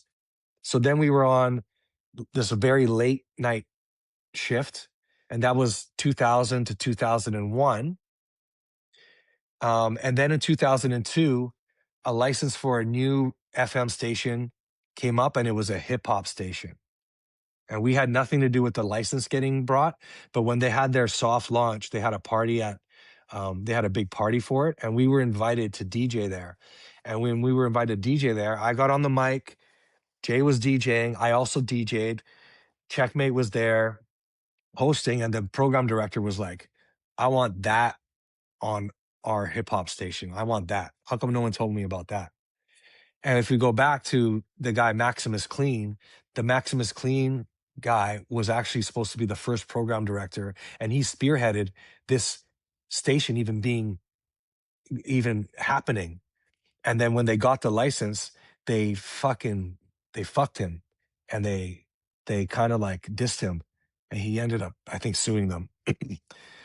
Rightfully so. But anyway, the program director was not him. It was someone else. And maybe we didn't get any looks because, like I said before, he was kind of like the rival kind of radio guy, which I think they did him super wrong. But anyway, we got asked to be on the radio to do our show. So we're like, fuck yeah, of course. Now, when we got on the show in 2000, when we got on the station in 2002, we got our rap show, couple mix shows, and I asked the program director, I'm like, yo, I want to actually I want to be a jock. I want to have my own thing. So he's like, okay, cool. So I had my own actual shifts as well. I had like a swing shift. So I had rap show, mix show, and swing show, swing rap, just talking. What does the swing show mean? What is a It's swing like show? swing shift is like the person who's there like on weekends and then some of the evenings, like not like morning, not drive, not evenings, but the person like late at night that can kind of fill in. But it was still kind of like a part-time position. uh they took that away from me like after a few months. They're like, you, because I've never gone through this whole thing, as you've noticed, I've never mentioned I went to school for anything. So I didn't even go to school. Yeah, I mean, barely went to school itself. So, I had no broadcast, whatever, and it showed sometimes to be on a on a FM station. Anyway, so 2002, it was a hip hop station. Then there's a bunch of changes. Then a program director from the States came up, and he came from like LA. He was super rap. And I guess like me and him didn't get along or something, or he didn't like me and he fired me. So I got fired for a minute, and then they fired him, and then I got asked back. But when he fired me, I was rapping at the time with another group. And this is too many tangents, man. I think it's good. I think it's good. I, It's certainly a complex story, but I like it. I'm enjoying it. okay. So anyway, I recorded a song. It had a video. We had a video on Much Music. No. It got played a bit. What was it called? It was called Amp Army. Our group was called AMP, and we sampled the White Stripes Seven Nation Army, and I rapped on it with my cousin who was also rapping and a couple of my friends who were also like making beats and DJing. And Bishop, rest in peace, Bishop Brigante was on the video version. So during this time of like 2000 to 2004, I had a room. We had a studio room in the same building where the big studio was, where the Rascals had a studio room, where Checkmate had a studio room, and some other people. So that's a whole other story in itself. So I was really like, I was producing music, had a rap group, had a video, was on the radio, kind of getting super famous, being a radio personality and being everywhere and making a ton of money because I was getting gigs in clubs. And this is still when there was cash. So I was like I was DJing 7 nights a week, making whatever money and putting all that money. I only say I was making a lot of money to say that I was putting it into releasing music. So we put out 2 12 inches. We made a video. I paid for all this shit. So that's what was happening at the same time I had a radio career. So this whole time you can see I'm not traveling. You know, you've had a lot of other guests who are world travelers. You talk about that. No traveling for me. I'm just here in Vancouver. But in 2004, I went back. I got fired in 2004. We went on tour. We went to the Toronto. We opened for Sean Desmond, and I'm Portuguese. He's Portuguese. Nelly Furtado is Portuguese. I just want to shout out all the Portuguese motherfuckers. Joe Ron Bombay is Portuguese. You know what I mean? I just got to shout out all the Portuguese Canadians who are into kind of music and hip hop. So that's 2004. And then we kept doing the radio show. You know, I remember being like, we had our 10-year anniversary of doing rap radio in 2004. We kept doing that for about 4 more years or 5. And then in like 2010, there was a big change at the radio station and they fired all the mix shows except for the 5 o'clock traffic jam, which I was doing at the time. So from 2010 until now, 2026, I've been the only mix show on the same radio station, 94.5. It used to be called The Beat. Now it's the Virgin station. It's just exactly the same. So I've been the only mix show since 2010, and I've been on the same station since 2002, making this my 24th year on Top 40 Radio. And now I still do the 5 o'clock traffic jam. I haven't been on air as a regular host in like over 10 years. I don't even know how to use the equipment anymore. When I go and do my mix show at 5, I've got my two Technique 1200s. I have my S11, which I bring myself. They have an S9, and I do my 45-minute mix show live. I talk twice with my host, and I walk home. It's walking distance from my house. And just recently in November, I do a syndicated 20-minute show on all the Virgin stations across Canada. So, which I think starting from scratch was doing for a long time, and he got let go a couple of years ago. Then they had no one doing it, and then they saw there was that void, and they never like to bring anyone back who they've let go. It's a weird corporate thing. So they asked me. So now I have this Top 40 mix show every day, and I have every day nationwide at 8 o'clock the night show mix. So I'm kind of like the final boss of mix show DJs on Top 40 Radio in Canada, and it's still just a part-time fucking job. Either with the time that I take to do it, and with the money. Like you can't think about it. I DJ 45 minutes a day. I'm not making $100,000 a year. I'll just say it, off a mix show. Not so. That's from there. You go. I think And that's incredible that you have made such a career out of DJing on the radio. You've done a ton of things and you're not afraid to try shit. I mean, from being a dancer to like rapping, various groups, production, DJing, that's a lot of shit. And you did them all well, and you made this long career out of one of them mainly. It at least seems to be your main focus. yeah, So, I mean, it's a hell of a story and a massively interesting life. I guess. I think so. I think it's very interesting. It's very long-winded. It's very like it doesn't seem. It's not really remarkable to me. It's more like all these steps of maintaining, of holding on to my initial spark of loving radio and loving DJing. And I'm always I'm an early adopter of the DJ technology too, right? I was never scared of Serato. I use the sync button. You know what I mean? I don't give a shit about anything that is remotely fucking like, oh, you got to keep it real with this. I don't give a shit because I also play 45s. We haven't even talked about record digging, man. I don't want to talk about radio. I want to talk about record digging. I don't want. I fucking come on, man. Well, When I'll are we say gonna this. talk about? Usually I try to like manage the show to get it done in like 45 minutes to 1 hour. And then the last 30 minutes is only about digging. But Okay. your story kind of like went around. With that said, let's do our favorite segment of the show. It's called Drop a Gem Drop on a gem on them. Let's play a word association game. You tell me what comes to mind. A feeling, an experience, a personal story, an anecdote, really anything. Some will be songs, artists, places, spaces. Let's go. Are you ready? Places and spaces I've been. Yeah, I say that on purpose. Yeah. Raza, when will the day come? All right. I know why you're asking this song, because I have pinned on my Instagram account a song that I flipped. I didn't actually flip it. I just used a cover of Raza. Is it Raza?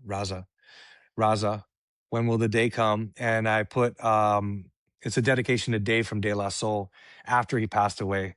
So De La's song "Trying People," which is like one of the most heartfelt, kind of like gut wrenching, kind of like song that people love. it like touches people in a special way.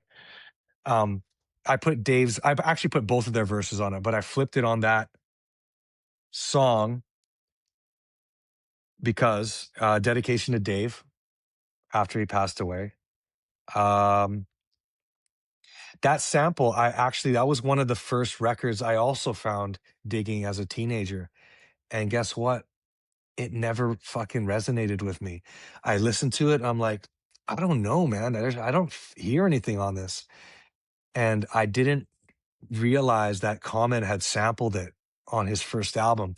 I wasn't super familiar with Can I Borrow a Dollar? Like I knew Breaker 19, 12-inch. But the album I wasn't really into. I got really into Common from Soul by the Pound from that remix. And then Resurrection was then it was over. Yeah. But he sampled that on that album. Like I said, the record was around and I'm like, what is this Harry Krishna group? This is crazy. Like they're making this jazz music. Like this is insane. And I remember someone telling me like, no, this is a good record, like to sample. I was like, I don't find anything. Anyway, that's from that song. That's from that group. The story with that Trying People edit that I made for Dave is that after Dave passed away during that week, Poss put in his story something about Dave and had that song playing. And it just, I don't know what it was, but I just heard that song again. And I had recently been reacquainted with it because I found a cover of it on 45 by Jared Himes, I think. So it's a cover, and then they do an instrumental of it. So I don't know if there's different singing. And the Raza, When Will This Day Come, has never been on 45. Like, and there's no OG of it. So it only recently got reissued, like 6 years ago, wherever the fuck it is, 5 years ago, 4 years ago. But this cover came out, I think, a little bit before that. So I don't know why. I knew Trying People was the song. And I know in Trying People, Dave has the quote on my tombstone, it'll say he did it for us. And even Chappelle quoted that at the Webster Hall performance. That was Dave's dedication.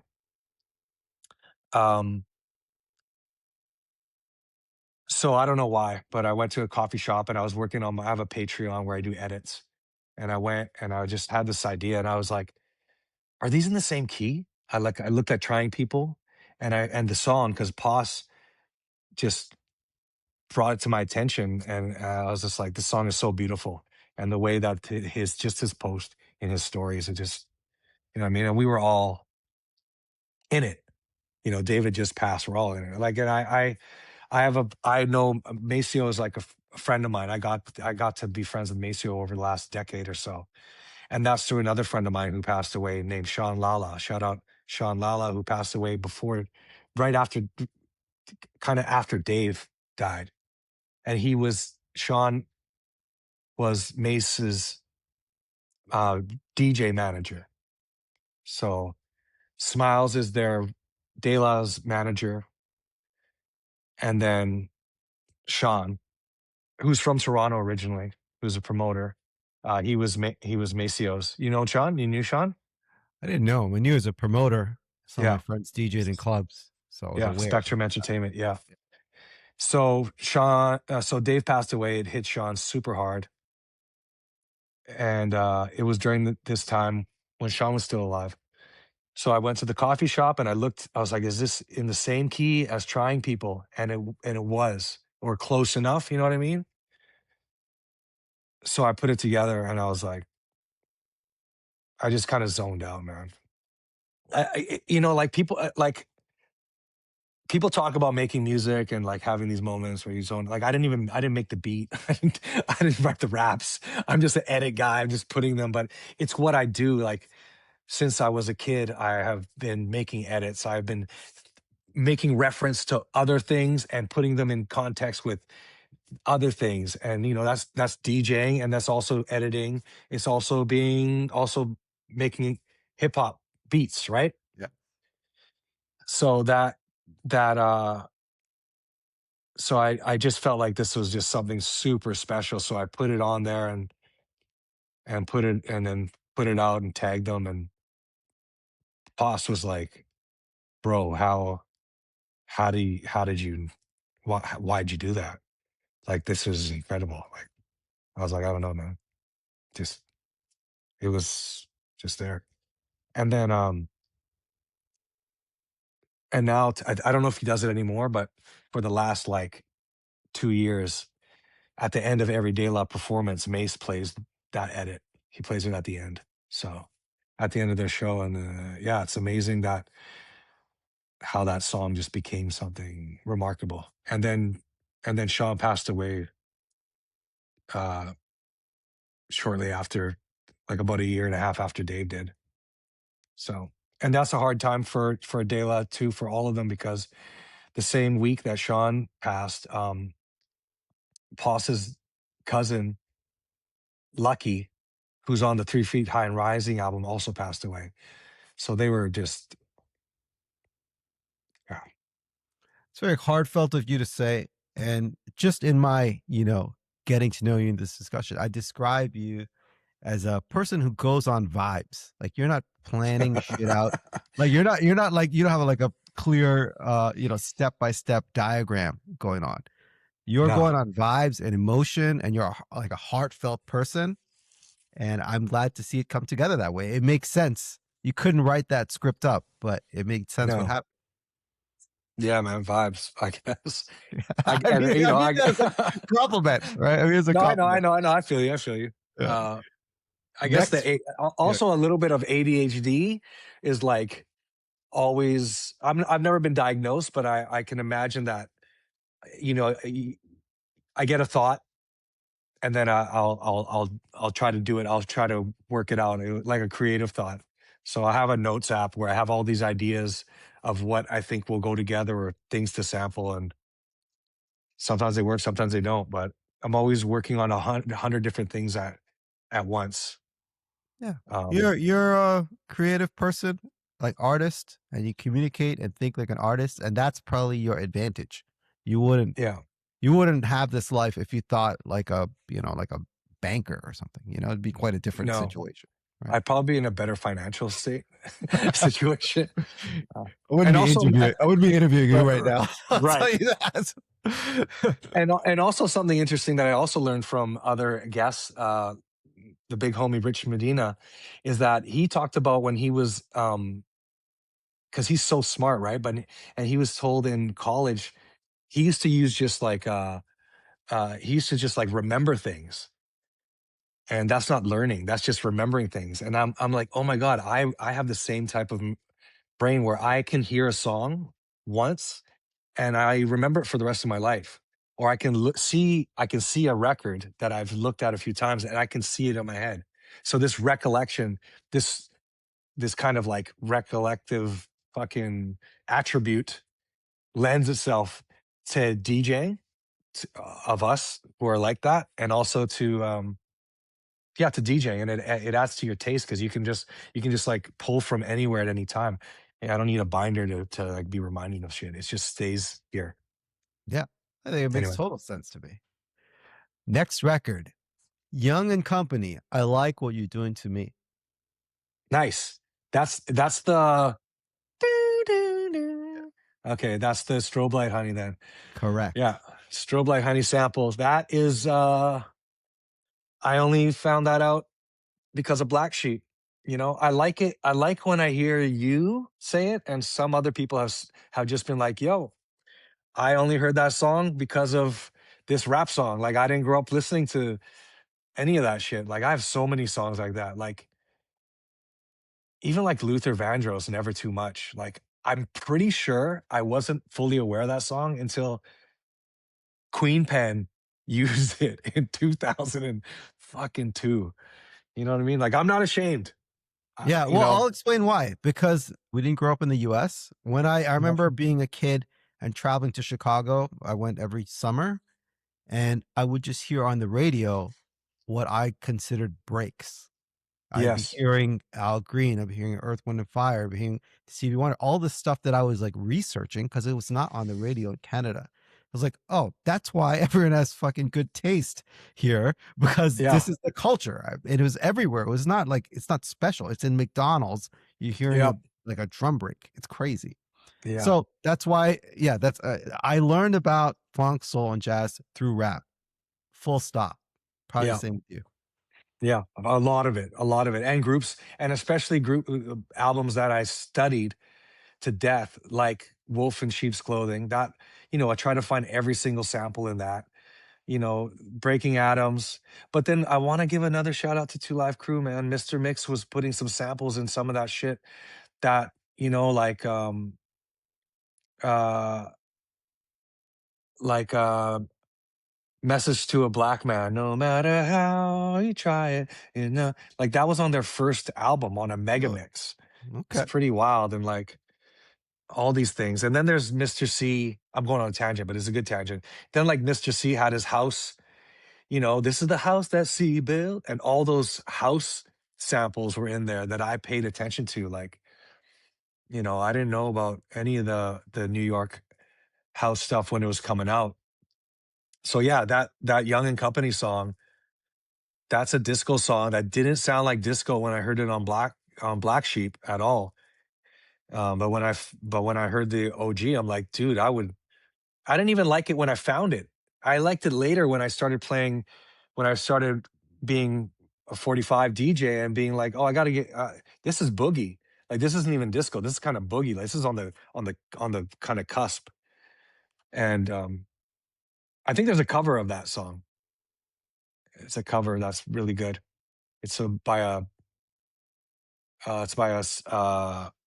Latino artist. It's chunkier, I think. No, that's another song. I'm sorry. It's okay. That's any. That's the. Dun, dun, dun, dun, dun, dun, dun, dun, dun, dun, dun, dun. That's another. That's the Jungle Brothers sample. But yeah, Young and Company. There you go. Doo, doo, doo. Next record, Billy Cobham, Heather. Ooh, that's the 93 Till Infinity sample. Um, yeah, that is amazing. And I just there's a post just recently that was where A Plus talks about how he found that sample, and I love hearing it about how did you interview A Plus? No. No, I would love to. It's one of my heroes. Yeah. It was on like a similar type of like beat digging um podcast. He was talking about how he found out what Gangstar sampled, then he went and found the album, and then he's like, no one used this. And just the way that he found it is pretty remarkable. And if you really listen to it, like how he brought out the high end of that sample is like we've tried, man. Like from the day that I found that record as well, and like, oh, I'm gonna resample this. We're like, how did he do this? Is like, I guess it's in the SP12 where you do the filter thing, but he really like finessed that beat really incredibly. Like that's a Pete Rock level fucking beat, and he was just copying his idols. And also hearing A Plus talk about how Premier is his idol is wild because at that time, these guys were on the same level from my standpoint. Premier was a little bit ahead, but they were still like, oh, I hear never, never, no more. And then, this sounds incredible. This sounds exactly like anything on on Daily Operation. So that sample and that beat is crazy. It also I don't know if it's the same song, but it's the sample from King and I Flip the Script, the LP version. Is it from that same song or is it a Ramsey Lewis sample? Anyway, that is a similar beat where they put it on 45 and they took the high ends of it and they made this incredible fucking hip hop beat out of it. So if you know what I'm talking about, flipping the script, not the premiere version that everyone fucking, oh, the premiere version, shut up, Primo. But that fucking LP version is my joint. So that with fucking with 93 is are the same kind of beat. Super dope. Shout out A plus ADAM. You can read it in Genesis. Next Hiroshima, artist. Nagasaki. Okay, anyway. I like when you start rapping. Next artist, Les McCann. Les McCann. Oh man, Les McCann. I found out about Les McCann from looking up the samples on Infamous, and right back at you.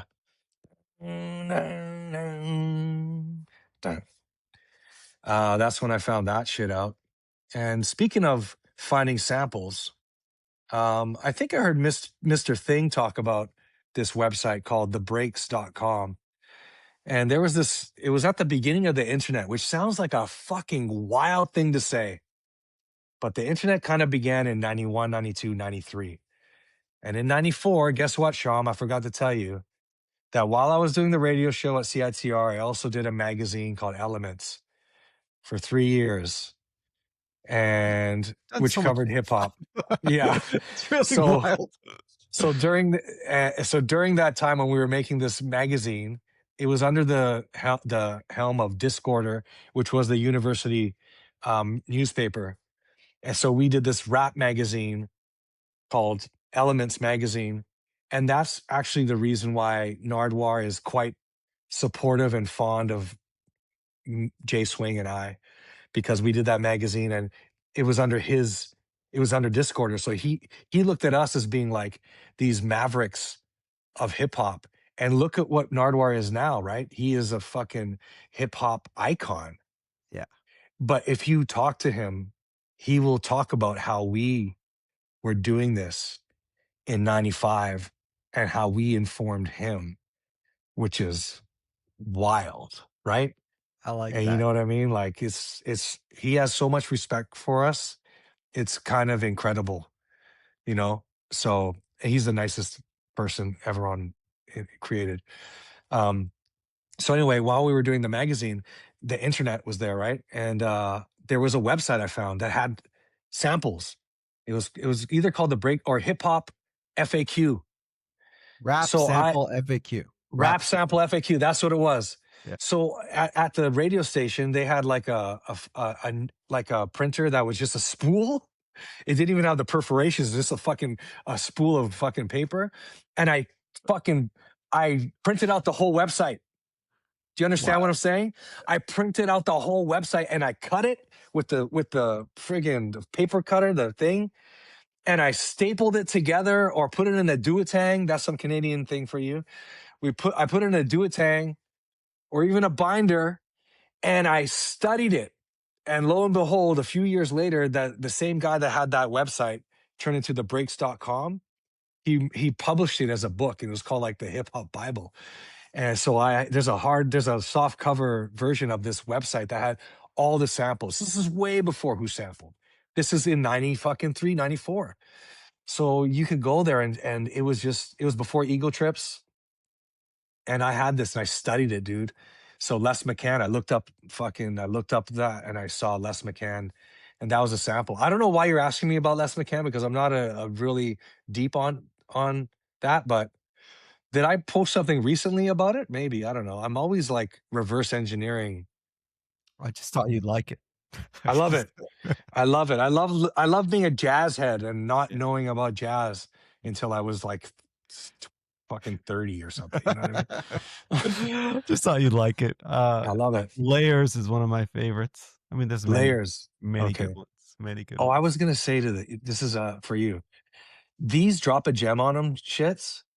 You should have a playlist, because I end up pausing and going to listen to the song that the person's talking about. Yeah. And the Tarika, the Blue, that song, Tarika Blue. I wasn't fully. I know I know about it, but I didn't realize it was such like the song of songs. So I went and listened to it. I'm like, I'm blown fucking away. Oh, it's life changing. Like, yeah. So you should do a playlist for every episode. Number one, you're right. Okay. Secondly, you're right in more ways than one. There's all kinds of shit I'm not doing. Firstly, playlist per episode, right? There's playlists on YouTube. My YouTube is Oh yeah. it's sub optimized. It's fucked. It's actually people listen. Don't get me wrong. I got fans, but there's a whole game of like Oh, optimizing YouTube with shorts and all kinds of stuff.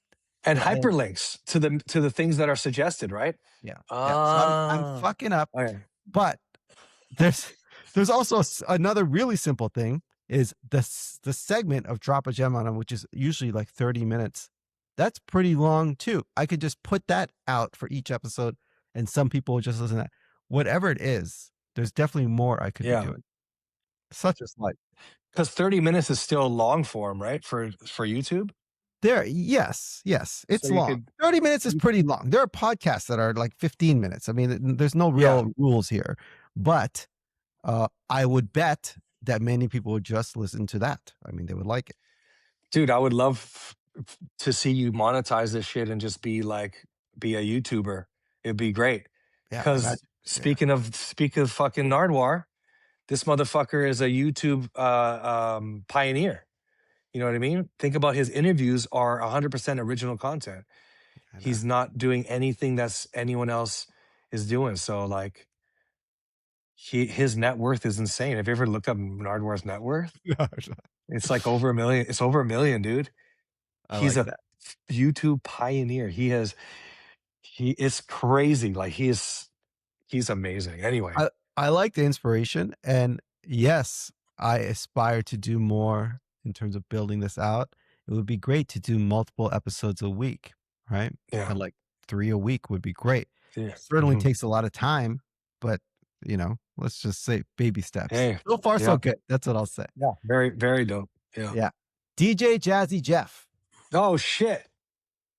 DJ Jazzy Jeff. Um, that's the greatest hero to ever meet. If Jeff is your hero and you haven't met him, wait till you meet him. Because that guy does not disappoint. Jeff is just, man,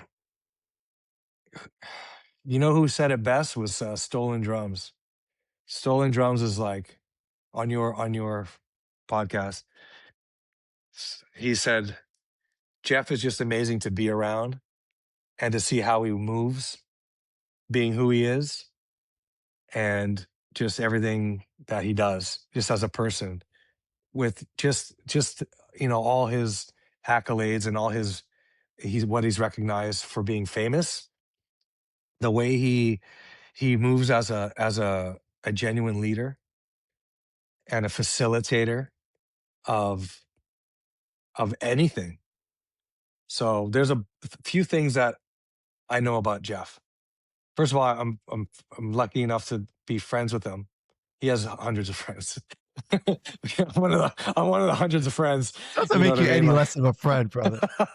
but he is a friend because because he's just someone you can rely on and trust, and then he trusts you too. You know what I mean? It's really a mutual thing. I guess that's what friendships is supposed to be. Um, but he um first of all, his mentor is Quincy Jones, so you take that into account. So Quincy Jones is the mentor of mentors. He's the most inspirational. That's like, Quincy. You see the connection of Quincy and Jeff. It's everything. Um, I don't know, man. I'll give this quick little thing that I always tell people about Jeff and the way he is.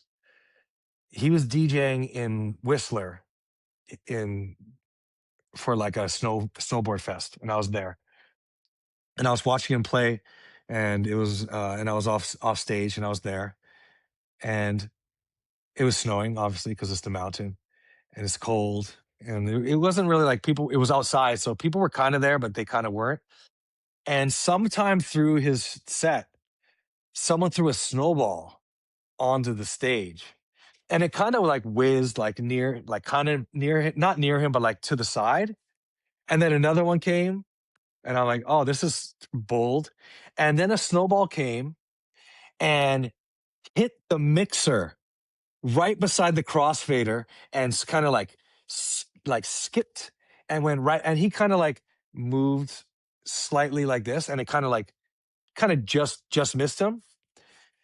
And I'm like, in my head, I'm like, oh fuck, he's gonna get on the mic. He's gonna say something. And when I tell you, man, he shifted, boom. He did not even flinch. He did not react. He did not acknowledge it. He didn't fucking do anything.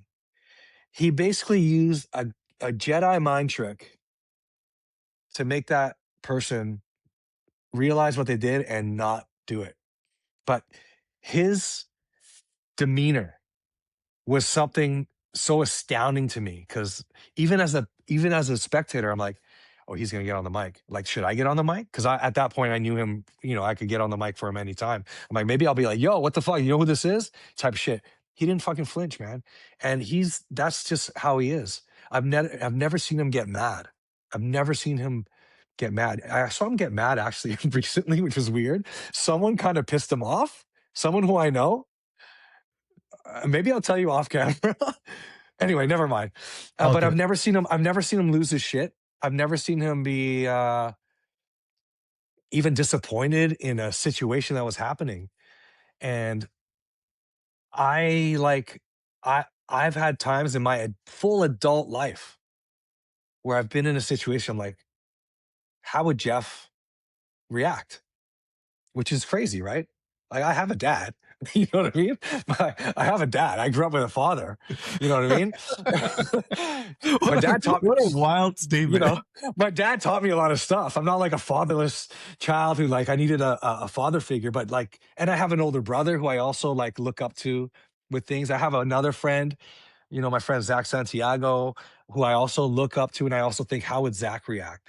But with Jeff, it's more like when I'm put in a situation where I'm kind of like, I'm like, not famous, but I'm like a prominent figure. Like You're you famous. know, Come on. like Give yourself some credit. whatever, like ghetto famous or whatever. Like being in a way where someone comes up to me is like, hey man, like da da da, or I'm DJing and someone's acting fucked up. I think not like what would be the most professional thing. I'm like, how would Jeff react to this? How would Jeff? And I think about how gracious he is to anyone that comes up. I've seen people come up with a VHS of Fresh Prince of Bel Air, and like I've seen people say like, I know you from jazz. Oh, throw it, getting thrown out. Like people that know him for such niche things, and him just be gracious at every point, and even off camera, and even when we're just hanging out, he never shits or talks down about any of his accomplishments, even if someone would say it's corny. Like even if someone thinks of boom, boom, boom, shake the room, and thinks, oh, that's when it was corny. Like it's not corny. He doesn't feel any way about it. It's not probably his favorite song, but he never is negative. He's never negative. And that's what I've learned from watching him. Even with I do it kind of innately with being on the radio, right? On Top 40 radio and doing this mix show. I've never walked into the radio show being like, I hate this shit. Ah, fuck, I gotta mix this Taylor Swift record again. I fucking hate this song. I might say that, but in my actual heart of hearts, get to the radio station, and I just like DJing. It's only 45 minutes of my time. I get to still DJ. And I think about how I'm just lucky to be there, and I'm lucky that I like it. So Jeff is genuine about all of his things that he does, and he's a facilitator. And I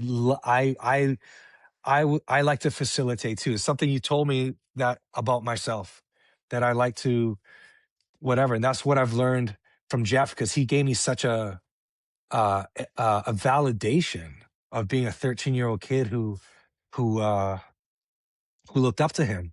He's the nucleus. He's the spark that I had no idea I would ever even know him, let alone be able to talk to him about those records, which is another thing in itself. Uh, and yeah, I overheard him just this year at Playlist Retreat. He was talking with Maceo from De La. And I walk into the studio. It was just them. I don't know what time of the day it was. It might have been late at night, or some people were other places. And they were having this very passionate discussion, both of these fucking these guys I look up to, that I'm not even that much younger than. And Jeff is like, yeah, man. Jeff is he said, I never charge anyone when I work with them. Because the minute someone thinks that working with me will get them somewhere, will get them to like whatever, then that's not what it's about. He's like, I never charge anyone. If we work together because it's about the music. He never charges. I don't know if he makes a beat with someone, he'll do the splits. Maybe he doesn't even fucking do splits, man. But Jeff is the most giving guy, because I think he knows, like, when it all comes out in the wash, nothing really matters. All that matters is how good of a person you are and how you move with integrity. You know, you can have a hard line about business and this, but it shouldn't dictate how you are creatively and how you work with people. So to hear Jeff say that, it's not a lie either. He doesn't charge anyone. You do a collab with Jeff, it's not for money, because he doesn't want the the pre, the pressure or whatever it is to be like, well, I paid you for this, so now I expect this. It's like, no, you did it because we love music and we made this together. So Jeff is just the best. And another thing about him is that although he's like at the forefront of neo soul movement, you know, Touch of Jazz is where Soulquarium's kind of like came from. You know what I mean? Um, he still rides for the DJs. You know, Playlist Retreat is full of DJs, but it's also full of Grammy Award winning fucking musicians and jazz musicians. You know, Glasper's there, everyone's there. Fucking, you know, Poisoner's there. Like, everyone's there. Like Kaidi Tatum, like all these immensely talented musicians who can't DJ, but there's also DJs who who can't even read music. I can't read any music, but he rides for the DJs. Because that's who he is, and the importance of DJing in hip hop will always be the most important part of hip hop. The DJ, no matter what else happens around it, even more important than the people that are playing the instruments. The DJ will bring it together. He rides for them. He also rides for everyone. A lot of people from Philly, he really champions at the Playlist Retreat. And you know, he's out there, man. He's out there. Him and his team is looking at talent, not to milk talent, but to nurture it. And you'll see, man. I see these 20-year-old come to the Playlist Retreat. I've been there for four. I've been there three times. You know, I'm kind of like a camp counselor now. And I see a 20-year-old, 21-year-old, 22-year-old, and they're just like, they can't believe that they're there. You know, Jeff's from the 80s. How does he still have this cachet? He's not trying to stay relevant. He's just being a facilitator of art, and it's completely authentic. And it's not for his gain. He gives everything. He literally gives his house. He gives his family, his whole family gives their house. And um if like, Jeff's a big reason why he gives his hard drive too. So there was first playlist, like his whole hard drive was full of multi tracks from like Impeach multi tracks, you know, all of Roy Ayers' album, all of It Takes a Nation of Millions to Hold Us Back. Like, Jeff had these things, and it's not a matter that he got them, it's a matter that he just shared them. And Biz Markie is the same way. Biz Markie would share a lot of stuff. As much as Biz wanted to be like the pioneer and be the first person to have shit, Biz also shared a lot of things. And I can't speak about Jeff enough, obviously. because I used 15 minutes of this already treacherously long interview to talk about DJ Jazzy Jeff, aka Jeff Towns. I think it's very it seems like very heartfelt what you said, and I'm a big admirer of his, and I think what you said was perfectly put. Thanks. Next record, De Fuck, we're La still Soul. Yeah, we're still doing record. We on. didn't spend enough time on the records, so there's a couple more I'm gonna put in there. Yeah. De La Soul featuring Common Sense, aka Common, The Oh, Business. give me 1 sec. 1 sec. Take your time. All right. All right. De La Soul featuring Common, The Business off the Stakes is High album. All right. The Business. Not my favorite song when that album came out, but was the single. Played it a lot. I love hearing the story how they were like they asked Common to get on it, or I think Dave did, and they were like, "Yeah, we loved his Resurrection album," and like, so you guys didn't know him, and then you asked him to be on it. Like, this is crazy. But also, being at the playlist retreat, De La is always there. Dave never went. I never met Dave actually. Dogs growling. I never met Dave to hang out with him. But Poss and Mace would go, or were always at the playlist retreat when I was there. And Poss would just tell stories. And one story he told one time was how the business, Dave made that beat and it was for Biz. He made it for Biz, hence the name, The Business. Wow.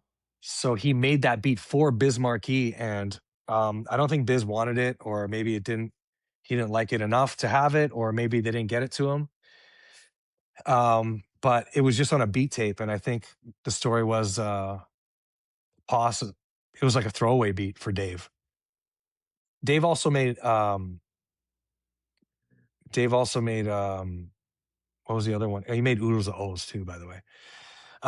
Which he made for Run DMC. That's a whole other story that I heard. Shit. So it was on a beat tape, and then Poss was like, "This is dope."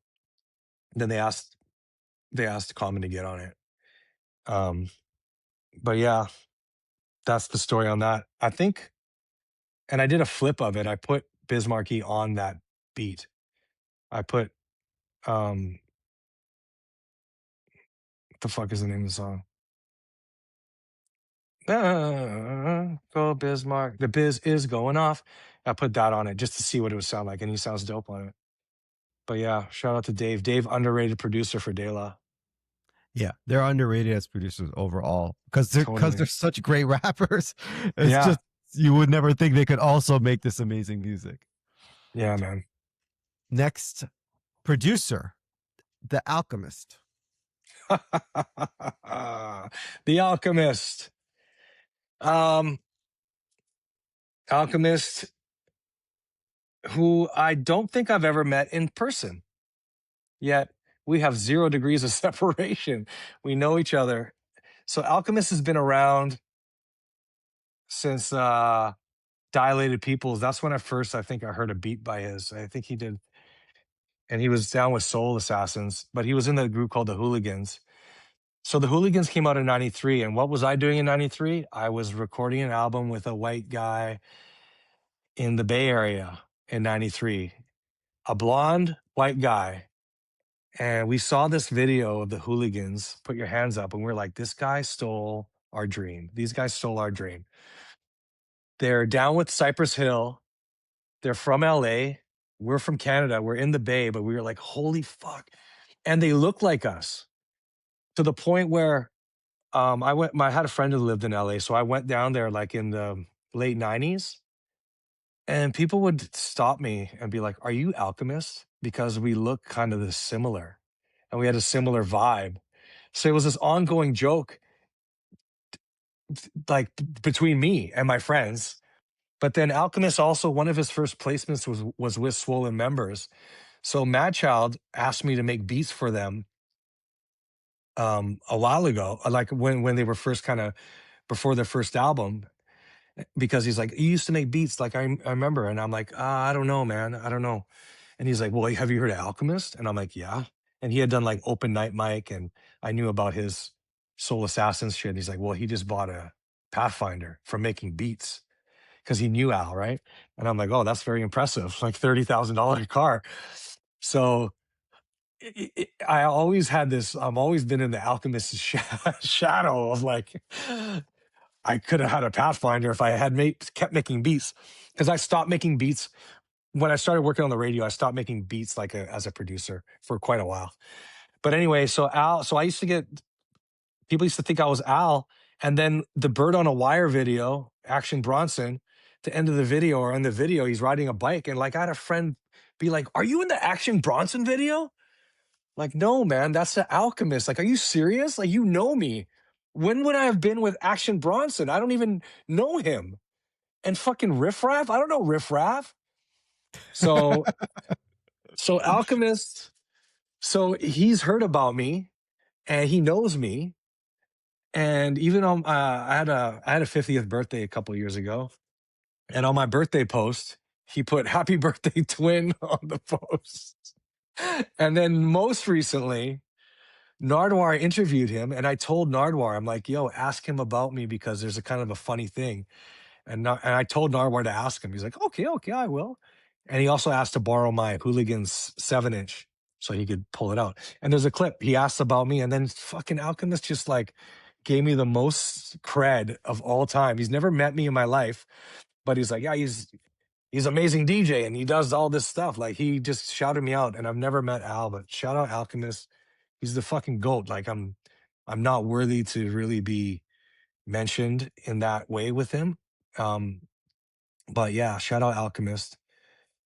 We don't look that much alike anymore because because I'm way more white hair. But there was a time, man, where people were like convinced that we were the same person. And I got to meet I met Prodigy in New York. And I told him, I was like, yo, people say me and Al look the same. He's like, oh yeah, no, I see it. But he didn't he didn't really see it, but I got to tell Prodigy that I know Alchemist, me and Alchemist get mistaken for each other. But yeah, let's talk about that Dilated Peoples fucking sample. I looked for that sample for years. I can't even Anyway, tell what song you're talking it's about from fine. that imitation. I remember the Never mind. platform. I think the sample's the Mad It, Lads. I don't quote me on that. it was on that same 12-inch, I think. Okay. Okay, anyway. Good things happen to good people. That's what I'll say. All these unpredictable things have happened to you. I love to hear it, but I'm not surprised. You give off a good energy. You do things. That's for sure. You definitely are doing things. Like, you're not afraid to try shit. All kinds of stuff. You're a highly creative person. And I'll say, you put out this good energy, good things come back to you. You just can't tell when they're going to happen. Right? Thank so, you. I Yeah, mean, thanks. you led a hell of an interesting life. I mean, we could have went another 2 hours. Yeah, no, I want to talk about records, man. We could do more. We could always do Fuck more. this fuck this DJing shit. Hey, I asked the questions. Your responses are so enthralling. We're getting these long stories, and I was like, well, what happened next? That's how the conversation goes. So, man. You have had an incredible life, and you have much more to go. If this next season of your life were to be a success, what would that mean to you? Well,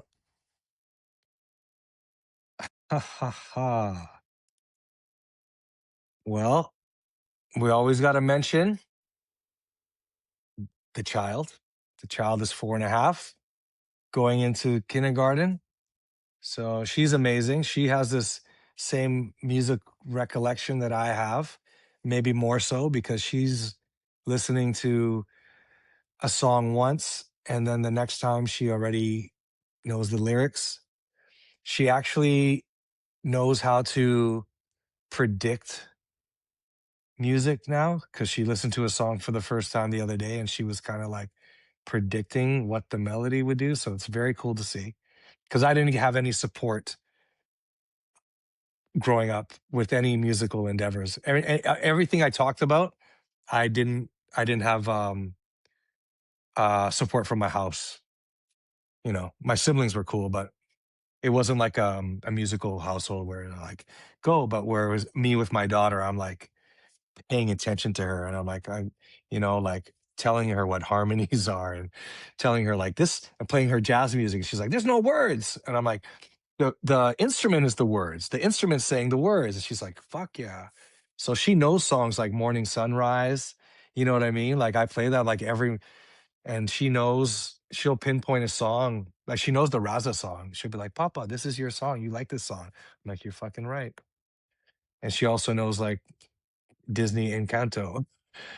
Um, but anyway, it would be great, for her to be excelling musically, and for me to be in a position to support everything that I need to do for her. But as far as me personally, like for musically, I like to get back. I get to like to get more back into production.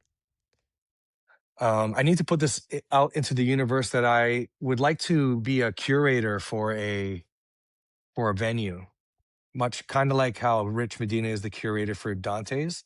Never could be anything close to that, but in a similar way with music and vinyl and stuff like that. There's a lot of vinyl bars that are kind of coming up, and none of them are really authentic. I could So see that for you 100%. And I could see you being excellent at that. yeah. So thanks, man. Yeah, that and um I think just I think creating more music and getting better, getting like a hand on finding how to be more financially stable while still keeping all my creative avenues open. So, my whole life I've been fighting against getting a real job, which has meant I've struggled, even very recently, you know what I mean? COVID really kicked my ass.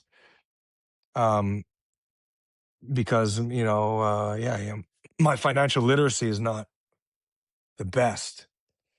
But like you said, I've always figured out a way. Part of the creativity is finding out a way to still um, do things that I'm passionate about. I don't do it so that I'm homeless and stuff. That would be a little ridiculous. But it has gotten dire. It has gotten pretty struggly. So I'd like to get into a better position, and I think that's not it's not bad to want to be financially stable and still have the integrity and creativity, that's there. I'll use a little brief, little small example of that, of huge artists.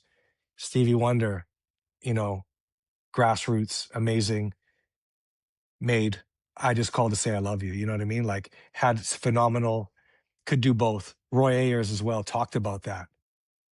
Roy Ayers, so amazing at being authentic and everything, but also knew how to do the stuff up here, and not let it like take away from who they are artistically. And I think I walk that line because not a lot of people I can look up to.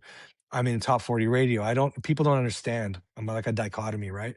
I need to figure out a way that I can better take advantage and like of this unique kind of perspective I have. I don't think I've been trying hard enough to think about it seriously. I just been kind of like floating along. I think you have a unique perspective. You have a distinct style.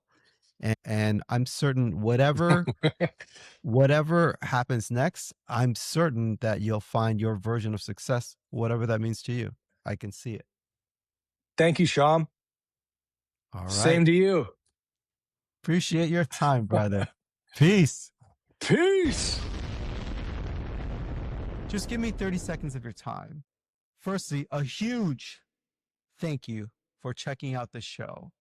This started off as an idea in my mind to see the growth and the support from the beat digging community from around the world has been fantastic. Secondly, if you support what we do here, take a moment and join the 19% of listeners and subscribe on this app. It makes a huge difference. And my promise to you is to grow this show to make it even more of what you love. More guests, more interesting conversation, more beat digging knowledge. We appreciate your support. Peace.